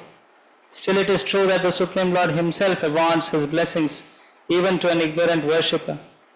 Just as the best medicine works even when taken by a person ignorant of its ingredients. Purport. The use of the word qua in the first two lines indicates a sharp contrast between apparently incompatible items. In this case, the apparently insignificant and even impure position of the gopis mentioned in the first line and their attainment of the highest perfection of life mentioned in the second. In this regard, Srila Vishwanath Chakravarti Thakur describes three types of adulterous women. The first is a woman who enjoys both her husband and her lover, being faithful to neither. Both ordinary society and scriptures condemn this conduct. The second type of adulterous woman is she who abandons her husband to enjoy only with her lover. Society and scriptures also condemn this behavior, although such a fallen woman may be said to at least have the good quality of dedicating herself to a single man. The last kind of adulterous woman is she who abandons her husband and enjoys in the attitude of being a lover of the Supreme Lord alone. Srila Vishwanath Chakravarti explains that although foolish common people criticize this position, such behavior is commended by those who are wise in spiritual science. Therefore, learned members of society and revealed scriptures praise such single-minded devotion to the Lord. Such was the gopis' behavior. Thus the term Vyabhichara Dushta, corrupted by deviation, indicates the apparent resemblance between the gopis' behavior and that of ordinary adulterous women. Okay, so even though apparently these ladies were striyo vanacharir vyabhichara dushtaha, so they're simple residents of the forest, vanachari, who wander in the forest, and vyabhichara, they have improper behavior, but still they achieved paramatmani ruda bhava. So they achieved mahabhava, even though they were apparently simple village girls or forest dwellers. So that shows that it's not about any material qualification that is important in achieving the Supreme Lord. 60. Nayam shriyo anga unitantarate prasadaha Swaryo shitam nalinagandha rucham kutonya Rasotsavesya bhujadanda grihita kantha Labda shishamya udagad vrajavallabhinam. When Lord Krishna was dancing with the gopis in a rasa dance, in the Rasa Leela, the gopis were embraced by the arms of the Lord. This transcendental favor was never bestowed upon the goddess of fortune or other consorts in the spiritual world. Indeed, never was such a thing even imagined by the most beautiful girls in the heavenly planets, whose body luster and aroma resembles the lotus flower. And what to speak of worldly women who are very beautiful according to material estimation. Purport. The word meaning and translation for this verse are taken from Srila Prabhupada's English rendering of Chaitanya Charitamrita, Madhya 8.80. Srila Vishwanath Chakravarti comments as follows. Lord Krishna, the best of all avatars, exists on the highest platform of purity and morality, and thus he always remained praiseworthy by all, even while accepting worldly criticism for his cow tending, wandering the forest, taking meals with young monkeys, stealing yogurt, seducing other men's wives, and so on. Similarly, the gopis, who are constituted of the Lord's pleasure potency, achieved the highest standard of purity and auspiciousness, even in comparison to the goddess of fortune, and thus the gopis are supremely glorious, even though they were criticized by worldly people because they were mere cowherd women living in the forest and behaving in an apparently improper way. So that the highest favor of the Supreme Lord being embraced by Krishna, which was not even attained by the Lakshmi of the spiritual world. And so in the next verse, Uddhava is expressing a desire. आसामहो चरणरेणु जुषामहं स्याम वृंदावने किमपि गुल्मलताौषधीनां यादुस्त्यजं स्वजनमार्यपथं च हित्वा बेजुर्मुकुन्द पदवीं श्रुतिभिर्विमिक्रियाम्. The gopis of Vrindavan have given up the association of their husbands, sons and other family members who are very difficult to give up, and they have forsaken the path of chastity to take the shelter of lotus feet of Mukunda, Krishna, which one should search for by Vedic knowledge. Oh, let me be fortunate enough to be one of the bushes, creepers or herbs in Vrindavan, because the gopis trample them and bless them with the dust of their lotus feet. Purport. The word meanings and translation for this verse are taken from Srila Prabhupada's English rendering of Chaitanya Charitamrita, Antya 7.47. Sri Uddhav here shows the perfect Vaishnava attitude of humility. He does not pray to be equal to the gopis in their exalted stage of love, but rather to take birth as a bush or creeper in Vrindavan, so that when they walk upon him, he will get the dust of their feet and thus be blessed. The shy gopis would never agree to give such blessings to a great personality like Uddhav. Therefore, he cleverly sought to get such mercy by taking birth as a plant in Vrindavan. So here he is expressing his desire. Vrindavane kimapi gulmalata aushidhinam. So he is satisfied. So here he is expressing his deep humility. So he is not aspiring to have the same position as the gopis, but he is simply wanting to be some insignificant herbs, bushes, grass, so that automatically, without even asking, he can get the dust of the lotus feet of these exalted devotees. So we can see that such an exalted devotee is Uddhav, but he is not aspiring to become a gopi. He is satisfied simply to become some herbs and bushes. Right.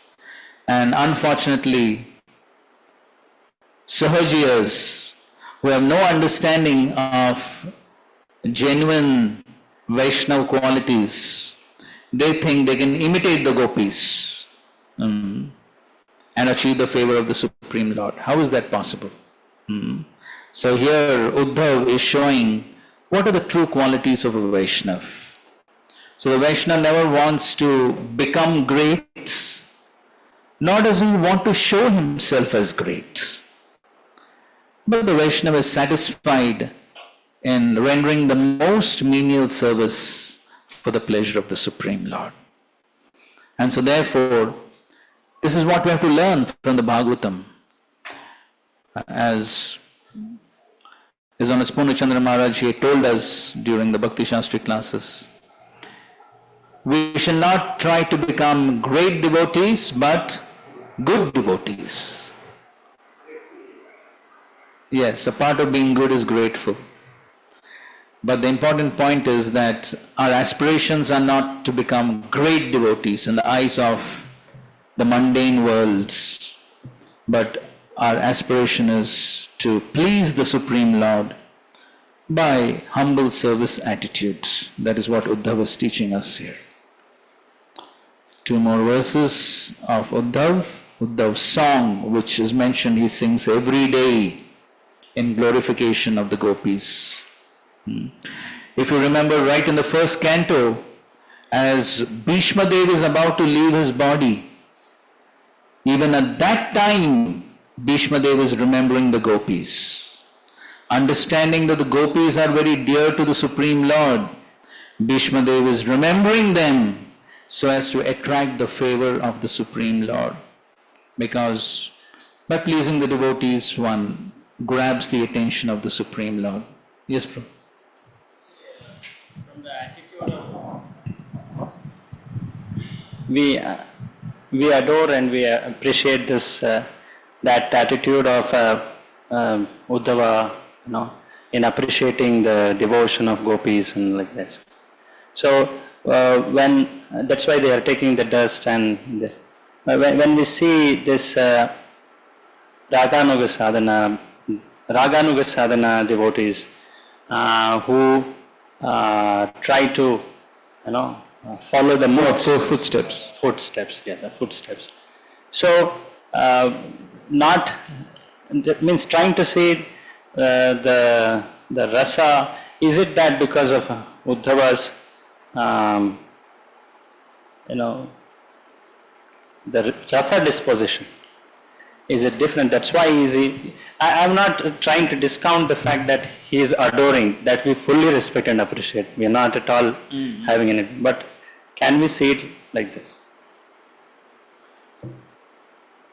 I'm not very sure, but let's see if something is there in the commentary.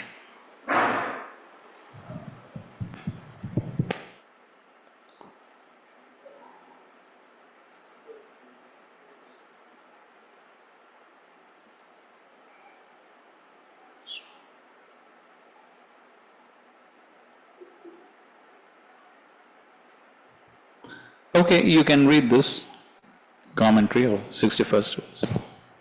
As it has been proved that the gopis' love is the most rare to attain, it would be improper to have desire for it. Therefore, it was with lack of judgment that I have said that Mahabhava, which those desiring liberation, those liberated, and devotees like me desire in verse 58. But now with consideration, let me express my desire for that Mahabhava anyway. I desire to be born as some low shrub, creeper or grass upon which the gopis place their feet. But what is the supreme excellence of their worship that you desire their foot dust rather than that of Lakshmi and others? I have never seen such intense worship in which they give up all consideration of social custom, shyness and sense control. Every night giving up social restraints which are as hard as thunderbolts, they go to meet Krishna and returning do even consider what is the correct route. If I remain as grass on the path, their feet will touch my head. If I beg pitifully 1,000 times, they will not put their foot dust on my head. Therefore my life will be successful if I am born as a blade of grass. Well, that's what he says. So, I don't know to comment on the point that you are asking, that whether it is his constitutional position, that's what you're asking, right? Bhishma is appreciating, he is appreciating. Yes. Advance their devotion. So he is also appreciating, but one step higher he is doing is that he wants their dust on feet and he begs for that position. So Bhishma's mood is surely not of, Raganuga's following in the line of gopis. So is it to be seen like that? Is Uddhavas also need to be seen like that? Seen like that means? As a Raganuga Bhakta? No, like Bhishma. Bhishma is adoring gopis' devotion. Right. As any great devotee will admire gopis' devotion. Correct. But in case of Raganuga followership, they will not, they are not assisting in their service. They are not, that second type of Raganuga, like that. So, here where is the question of Raganuga? Uddhava is already on the platform of prema.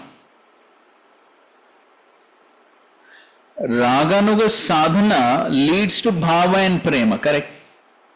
So, because he is situated at the prema in a different rasa, that's why his adoration is in this way. Is it to be seen like it's not in the mode of assistance of their service. So you're asking, rather than trying to assist, he wants to... He is adoring and he wants the dust. Yes. Is it because of the situation of his rasa? Which rasa? His rasa in the sense of Sakhya or I'm not sure. No, Uddhav is basically a Dwarkavasi. And so he has prema for the Lord. He is situated on the platform of prema, and he is definitely a friend to Krishna. So, but at the same time, so you can say he has Sakyaras, but at the same time he also has that awe and respect. So it is something like Mahatma Gyan Prema. So there is prema, but with awe and reverence. So because there is prema, then he is acting as an intimate friend. They sit together, chat together, sleep together, all that is there. So that is prema. But at the same time, he has knowledge of Krishna's opulences, his position as the Paramatma. And so therefore that is Uddhav's position, but that is why Krishna sent Uddhav to study the prema of the gopis, which is kevala prema, which is devoid of that sense of awe and respect. It is kevala prema. And that is why Krishna sent Uddhav to Vrindavan. And that is what now he has understood, he has appreciated that. He has appreciated the exalted position of the gopis, and therefore he wants to take a subservient position so that he doesn't want to come to that platform. So therefore here he is mentioning that previously in verse number 58 he said that devotees like me, and in verse number 58 he said, their pure love is hankered after by those who fear material existence, by great sages, and by ourselves as well. And so now he is thinking, how could I ask that? How can I think I can ever get that Mahabhava prema of the gopis? I can never get it. So therefore he is thinking, okay, at least if I get their foot dust, then I can come somewhere close to that prema of the gopis. I can never become like them. I can never actually come to that position. But at least let me get something, come somewhere close to that by getting their foot dust. So that is the consciousness in which he is praying here. Prajit, just progressing on this thought. So he is having prema, correct, and a specific rasa, and yet he is praying in that 58 shloka to develop such a prema, achieve the perfection, their pure love, he is hankering. So if you see it a little in the analytics of this, he has already attained prema. So he is hankering for the prema like of the gopis, which is on a higher platform. In that same plane, later he says that he desires their foot dust. So because for a sadhaka bhakta, is it, we are not surely going in the line of sahajiyas who immaturely imitate. So if someone desires in the tat bhava, that type of raga anuga, like that, not imitating. So is it right to say that Uddhava only desired the feet or dust of the gopis? How can you emulate? Is that the right way of saying? No, so basically you are asking, so how can a sadhaka try to emulate the gopis or follow in their footsteps? If such an exalted person as Uddhav, he only wants foot dust and he doesn't want to emulate, then how can a sadhaka do that? Is that your question? To support this, you earlier told that he is already in a perfected prema of other rasa, but here he is someone who is trying to follow, he is desiring perfection for mood of raga, So is it not fine for him to emulate in that bhava mood? Like sometimes we hear this, that Uddhava did not desire, so why are you transgressing, like that? So is that demand. Talking about Raganuga Sadhana Bhakti, so now if you read that section in the Bhakti Rasamrit Sindhu, so Raganuga Bhakti basically means following in the footsteps of the Ragatmika devotees of Vraja. And that can be done in all the various rasas, 4 rasas of Madhurya, Vatsalya, Sakya and Dasya. One can follow in the footsteps of the Vrajvasis. Now, first of all, who can do that? Srila Prabhupada explains very clearly. Who can do that? Okay, one who has greed, laulyam. But what is the qualification? What's the pre-qualification to even enter into Raganuga Bhakti?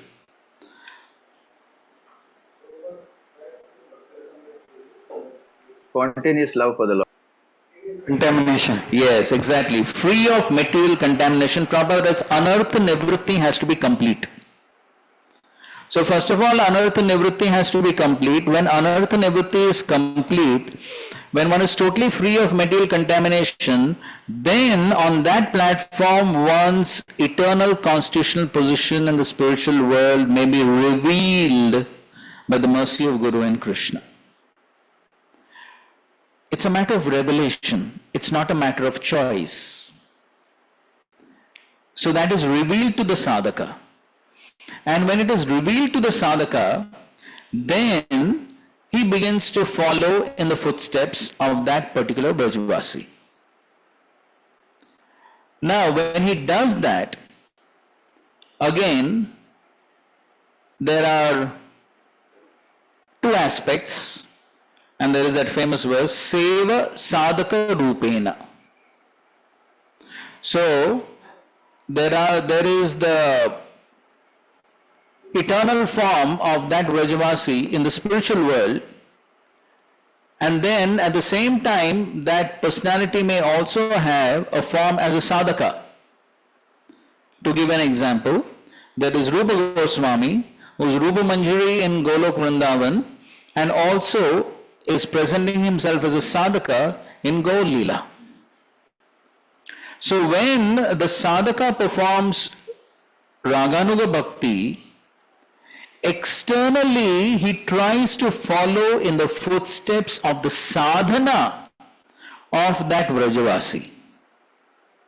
And following in the footsteps in the bhava of the eternal associate of the Lord in Vrindavan is only in meditation. So externally he still continues to act as a sadhaka. So it is not that externally also he behaves like that Vrajvasi. No. So that is only an internal meditation. And so therefore, even a sadhaka who is performing Raganuga Bhakti will never externally show that he is following some gopi or gopa or anyone. And therefore, there Srila Prabhupada makes a very important point, and he says that even the most advanced devotees simply behave like a neophyte. They are not neophytes, but they behave like a neophyte in the sense that their sadhana continues as a sadhaka. It is not that the advanced devotees will ever show, oh, now we are advanced, now we don't have to follow any rules, regulations, now we can do anything. No, that never happens. So even the most exalted devotees, their external behavior will always be as a sadhaka. And their eternal relationship which they have in a particular rasa is always internal. It is never meant for advertisement. Because the most exalted devotees are always humble.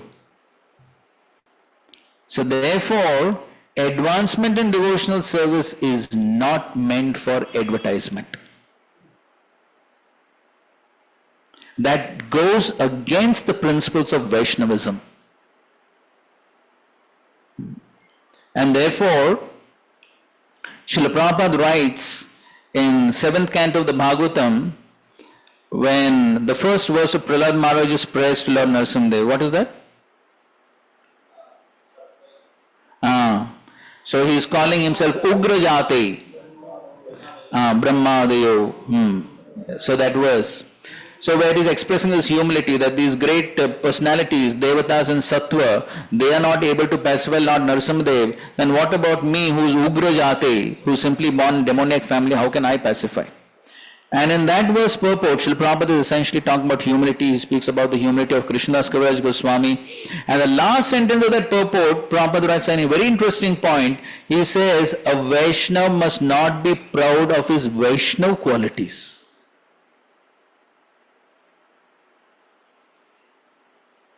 So therefore, the Vaishnava never shows pride and he never shows that I am an exalted devotee. So therefore, the person who is performing Ragana Bhakti or Bhava or Prema never shows it. And so therefore, here Uddhav is showing the perfect Vaishnava quality of absolute humility. And so therefore, he is already on the level of Prema. He is already on the perfected platform. But it is sheer Vaishnava humility that he definitely understands, and of course, from an objective analytical viewpoint, it is correct. The Gopis' prem is on a higher platform, correct. But at the same time, Uddhav is on no less platform. He is also on a perfected platform. But yet, it is the nature of a Vaishnava to be humble.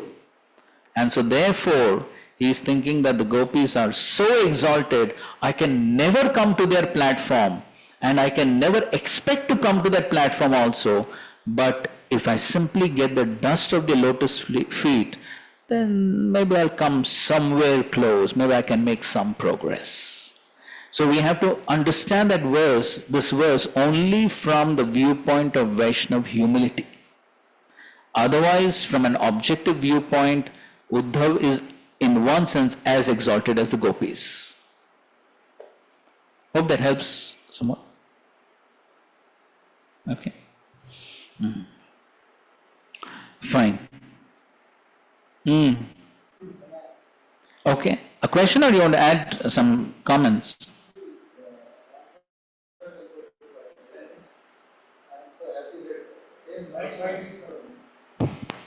Question. So my question is that Chaitanya Mahaprabhu is telling us and giving us something which even Uddhava time he has not yet appeared. After that he appeared, and it is said that he is going to give that, which is never given. It's for a long time. Ujjvala Rasa. Anarpita Charim Chira. Charim Chirat, which was never given, and Unnata Ujjvala Rasa, yes. which is Shringar Ras. Not just Shringar Ras, but the fully developed Shringar Ras. Unnata Ujjvala, yes. Ujjvala Ras. Unnat is fully developed, that is Mahabhav. Correct. Yes. So he has come to give. So my question is, you said very beautifully that what we meditate internally. So my question is, what should be the aspiration? Because I am not talking about any external things here, because that's not about, you said that. So as Radha Gopinath Prabhu said, our advancement depends on our aspiration. So when Mahaprabhu has come to give, so what I should aspire? I should aspire like Uddhava, or I should aspire like Rupa Goswami. What should be my aspiration within? I am sorry to ask in public, because, but it's an educational forum. So I am absolutely trying to no problem. It's a perfect question. And we have the perfect answer. So that's what I am eagerly waiting. As told by Sri Chaitanya Mahaprabhu himself. Naham Vipro Nachanarapatir Gopir Bhartur Padakamalayur Das Das Das Anudas. That is our only aspiration. Prabhu, on these lines, one more. Wait, additional. let Samarpan Gopru finish his Yes, yes. inquiry. I was also thinking same thing, aspiration, because that's the highest verse. So as he was asking that, is it not a problem that Uddhava is not aspiring for that, so how I can? So I can surely aspire. Yes, I can aspire to be servant of the Because of servant. mercy of Chaitanya Mahaprabhu and his followers, I can aspire for that. Aspire for what? Aspire for Gopi Bhartur Padakamalayur Das Das Dasanu Das. Yes, that's perfect. That's in line with Mahaprabhu's teaching. Yes, which Uddhava here doesn't seem to feel himself. Isn't that contradictory? That's what I'm trying to ask. So when he's aspiring for the dust of the lotus feet of the gopis, what does that mean? Whose dust one takes?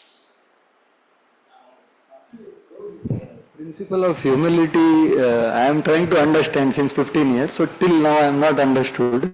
So we'll not talk about it at least, because it's a theory. My Guru Maharaj says that it's a most esoteric thing and it cannot be understood in one lecture. So I don't want to talk on the quality as per, because it's very esoteric to understand. Maybe. My question is whether what Mahaprabhu has come to give and becoming dust. So would a Gaudiya Vaishnava desire to become dust?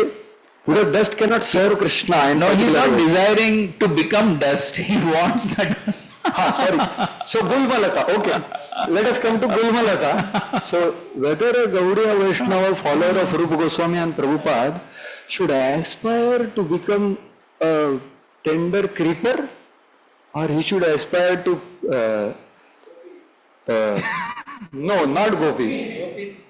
Any other Vrajvasis in 4 rasas, which you mentioned, 4 rasas, Vatsalya, because the greed is mentioned by you. See, Prabhu, you are talking from a very external viewpoint. Sorry to say that. External viewpoint, so I can ask that only, no, Prabhu. So I don't See, after having this direct experience of the exalted prema of the gopis, Sakshat Darshan, he has that direct experience and he's so overwhelmed by that experience that he's just humbled. He's just humbled by that experience and he's just aspiring for the dust of the lotus feet of the gopis. That's all. It's in a perfect mode of service. He is thinking himself so unqualified for anything else. He's thinking, I'm so unqualified that if I get simply the dust of the lotus feet of the gopis, I'll be worthy of something. This is the epitome of humility of Uddhav. We cannot analyze the feelings of such exalted Vaishnavas from a material perspective. These are words of total humility, where he's feeling himself so unqualified for anything. And he's thinking, if I just get the dust of the lotus feet, then my life, I will become worthy of something. Actually, I'm not worthy of anything. That is what he's trying to express. These are words of total humility. Just like Srila Prabhupada, as he wrote the Markandeya Bhagavad Dharma, what is he writing? The Vaishnav society has given him the title Bhakti Vedanta, but what is he feeling? I'm not qualified for this. He's saying, you make these words come true, you make this title come true. He's saying, I don't have the words.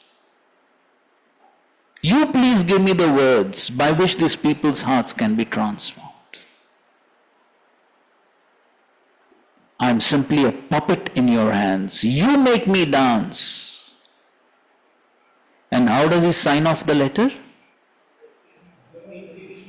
Your most insignificant beggar.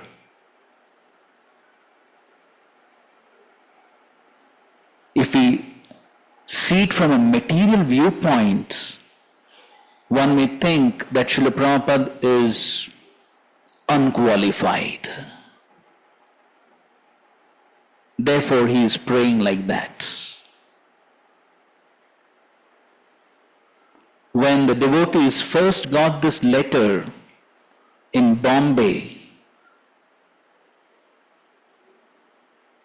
there was Shyam Sundar Prabhu and Yamuna Mataji and some of these devotees who first came to India. They were staying in Bombay at that time. So, actually I think so that article is written by Giriraj Maharaj. So Yamuna Mataji was reading this letter. And as she was reading this letter, her voice was getting choked up reading this. And by the time she came to the end, your most insignificant beggar, she just broke down into tears.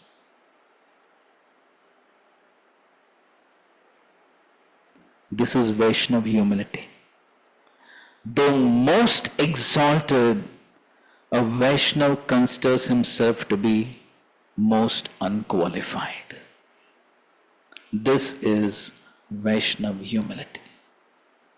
It is not something which can be analyzed or understood with imperfect senses. And therefore, it's not that Uddhav is in any way less qualified. It's not that he doesn't want to serve. He is on the level of prema. What will be his level of service attitude? Can we even imagine that? Can we imagine the service attitude of a devotee on the level of prema? How can I analyze that service attitude and think that he has less service attitude, therefore he wants to become Gulmalata? How can I portray material conceptions on the highest level of Vaishnava thinking? It's not possible. So therefore, he's already on the level of prema, means what is his level of service attitude? He's already on the perfected platform. So it is simply out of sheer humility that is aspiring to simply get the dust of the lotus feet of the gopis. Because he's so overwhelmed by the prema of the gopis, he feels himself to be so insignificant and worthless. That's the mode.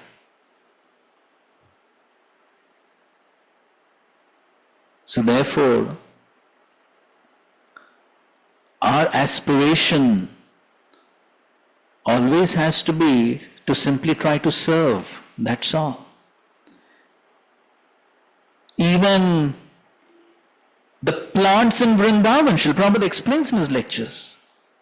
Even the plants in Vrindavan, the fruits in Vrindavan, the flowers in Vrindavan, they are all in their perfected forms of service to Krishna. It's not that they are not rendering service. Every entity in Vrindavan is sentient, conscious, and is simply rendering service. There is no high or low in the spiritual world. Everyone is rendering service. Even the grass is rendering service. Even the grass is in the perfected form in the spiritual world. We cannot think that the grass in Vrindavan is not rendering service. The grass is also rendering service. But yet, these words of Uddhav must only be understood, can only be understood from the viewpoint of Vaishnav humility.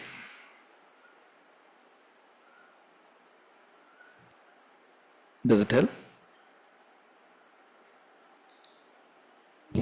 I beg forgiveness from Uddhava, first of all. It seems that I have had wrong feelings about him. So I beg forgiveness, I don't know, millions of times. That please forgive me, and I beg forgiveness from you also. No, we are And, simply trying to understand. I pray that I will able to accept and understand clearly what you are saying actually. So thank you very much. Hare Krishna. Hare Krishna. Okay, fine. Prabhu, here, one interjection, one small dry question, very drier than previous, maybe, I don't know.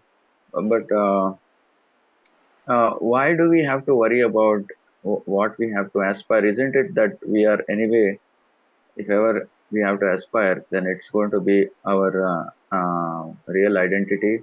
And once we are in our real true identity, then it doesn't matter. You are always going to respect the other types of devotees, and you're never going to deviate from that. Is that right understanding that we have Yes, already? yes, no problem, no problem. Yes, so at present we can only aspire to serve, that's best, right? And what we will become, that Krishna will take care, no problem. Fine, let's proceed, and yes, we definitely have to finish this chapter.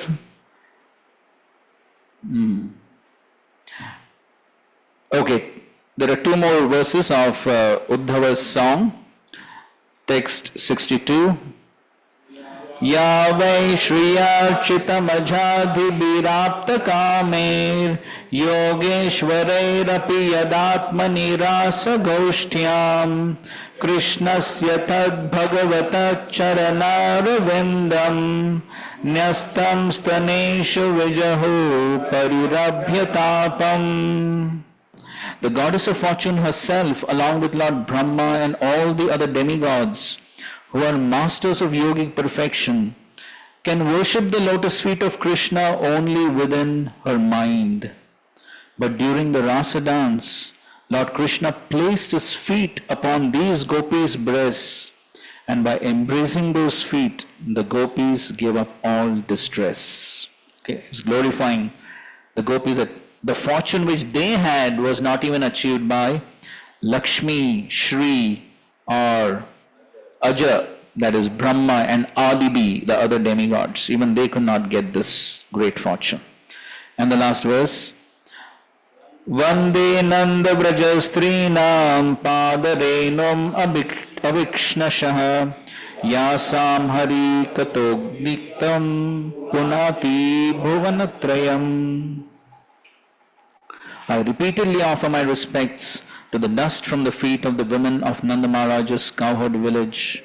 When these gopis loudly chant the glories of Sri Krishna, the vibration purifies the three worlds. Sri Uddhav, having established the glories of the gopis in the previous verses, now directly offers his obeisances to them. According to the Sri Vaishnav Toshani, Sri Uddhav did not offer such respect even to Lord Krishna's queens in Dwaraka. Okay, somebody can read the translations of the remaining few verses.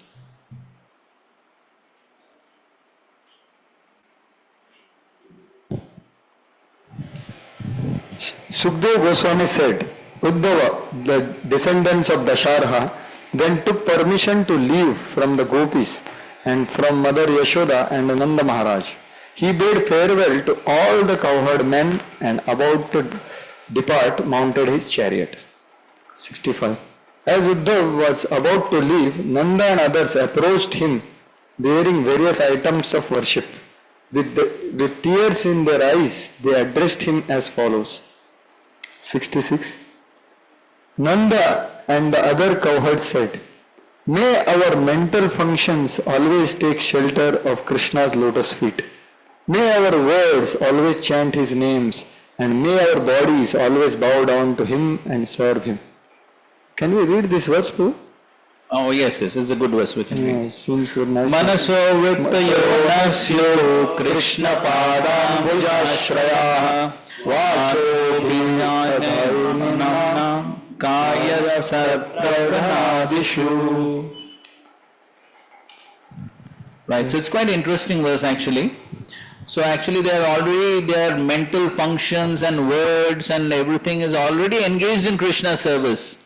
But you can see, still they are praying. May our mental functions always take shelter, may our words. So you can see that a devotee is never satisfied by the level of his devotional service.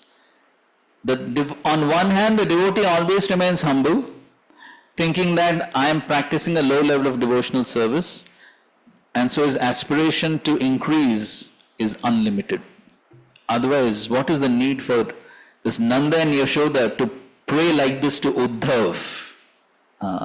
Uddhav is praising them that this type of devotional service I have never seen anywhere. And they are praying to him for this. So you can just see. Therefore, this dynamics of prema is not something which sadhakas like us can understand.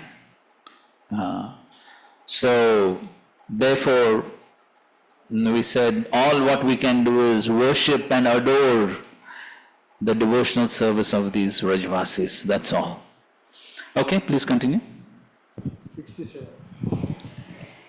Wherever we are made to wander about this world by the Supreme Lord's will, in accordance with the reactions of our fruitive work, may our good works and charity always grant us love for Lord Krishna. Where is the question of wandering and where is the question of karma?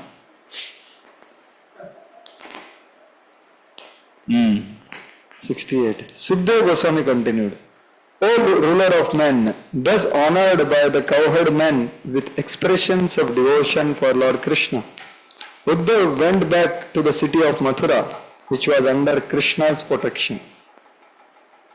Purport? The word Krishna Palitam indicates that even though Uddhav became quite attached to the land of Vrindavan, he returned to Mathura because Shri Krishna was personally displaying his transcendental pastimes there. 69. After falling down to pay his homage, Uddhav described to Lord Krishna the immense devotion of the residents of Vraj. Uddhav also described it to Vasudev and Lord Balaram and King Ugrasen and presented to them the gifts of tribute he had brought with him. Thus end the purports. Thus end the purports of the humble servants of His Divine Grace, A.C. Bhaktivedanta Swami Srila Prabhupada, the 10th canto, 47th chapter of the Srimad Bhagavatam entitled The Song of the Bee.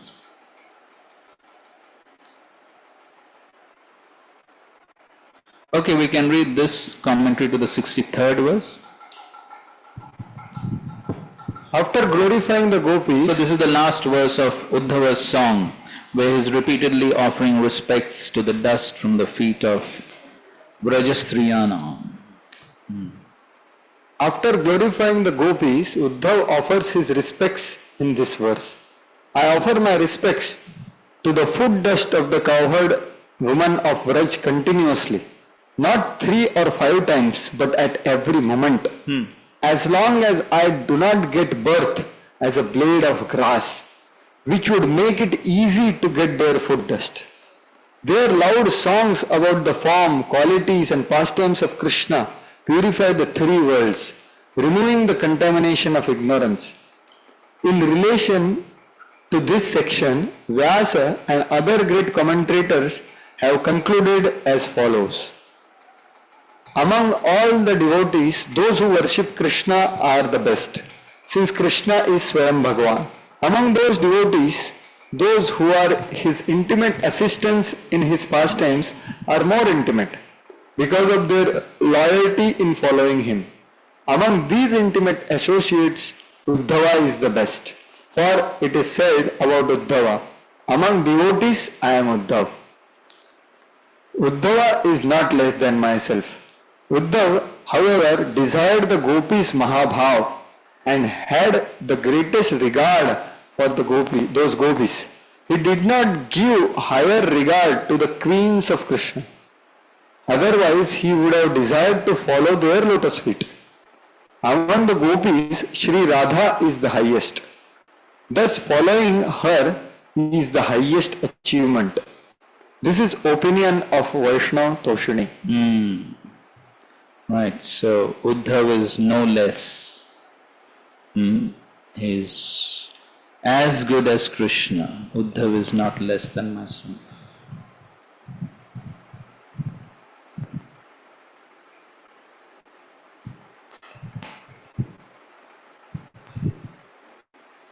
Okay, read this one, 66, 67. 66, 67. Long living Uddhav, though our son is endowed with the great qualities and beauty, we have been most hard-hearted to him. Even now that is so.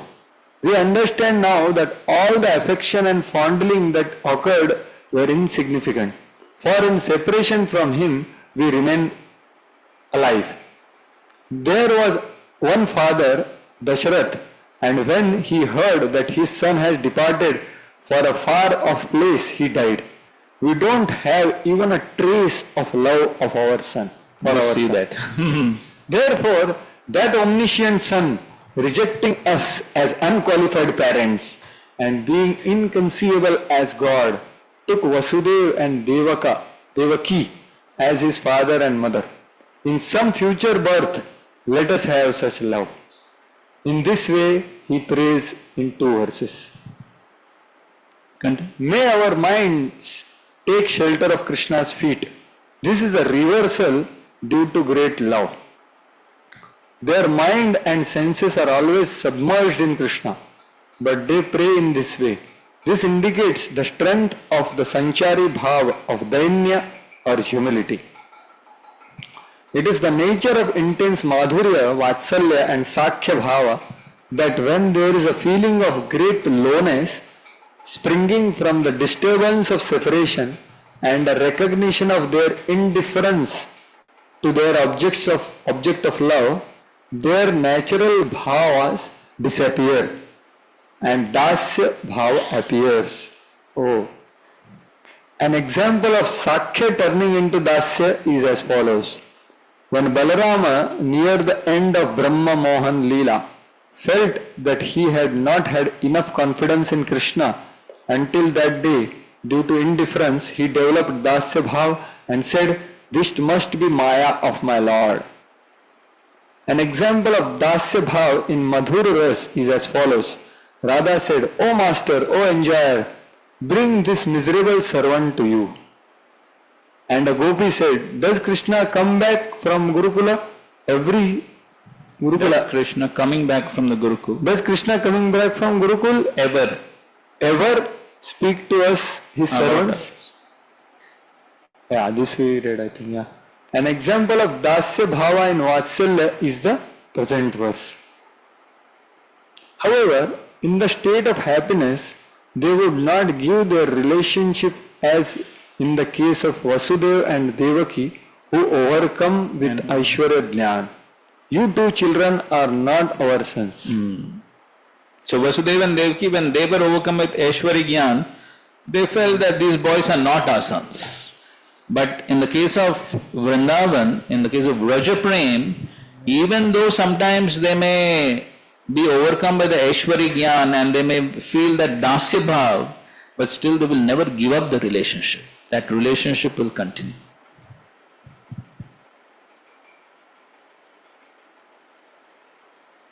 Thinking that they are said to gospel duty of their level.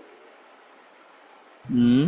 Giving us Krishna and Balaram separate. Right, so that's what. So again, they feel that, okay, we don't have love, so therefore they have accepted Vasudeva and Devaki. So these are all, as he is explaining, it is simply out of humility.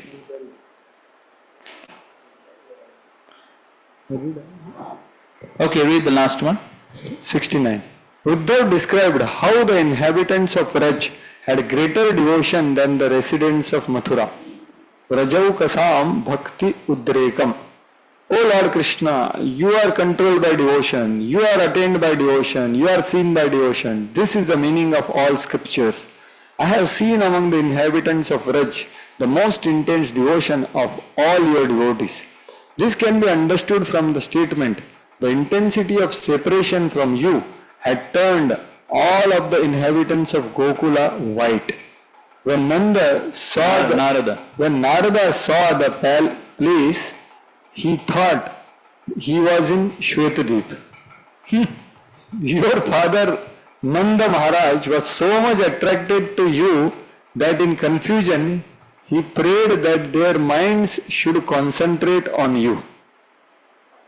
You can understand from this his overwhelming attraction. Your mother Yashoda was so choked up that she could not say anything. So this is all he is telling to Krishna, Prabhu. Yes. Okay. Hearing this, Krishna, losing control of his senses and mind, began to cry loudly. In the midst of the assembly. So Uddhav, he has gone back to Mathura and he is telling Krishna. In the evening, in the solitary place, Uddhav revealed to Krishna the huge fire of prema of his beloved gopis. He briefly revealed the Chitra Jalpa and Divyan Mad of Radha, the crown jewel of his dear gopis, understanding that Krishna spent the whole night burning with fever. जय श्रील प्रभुपाद की जय, ग्रंथराज श्रीमद् भागवतम की जय, संवेद गौर भक्तवृंद की जय. Thank you very much. Hare Krishna, Krishna Krishna, Hare Hare, Hare Rama, Rama Ram, Hare Hare. So tomorrow we have one more chapter. It's a short chapter, 36 verses. So we'll try to finish this chapter tomorrow. Hare Krishna. Thank you, Prabhu, for making this very clear. It was really helpful to hear that whole bhava of Uddhav, and the question that he raised was required. So otherwise we wouldn't have come to know this. Thank you. Hare Krishna. Thank you very much. Hare Krishna.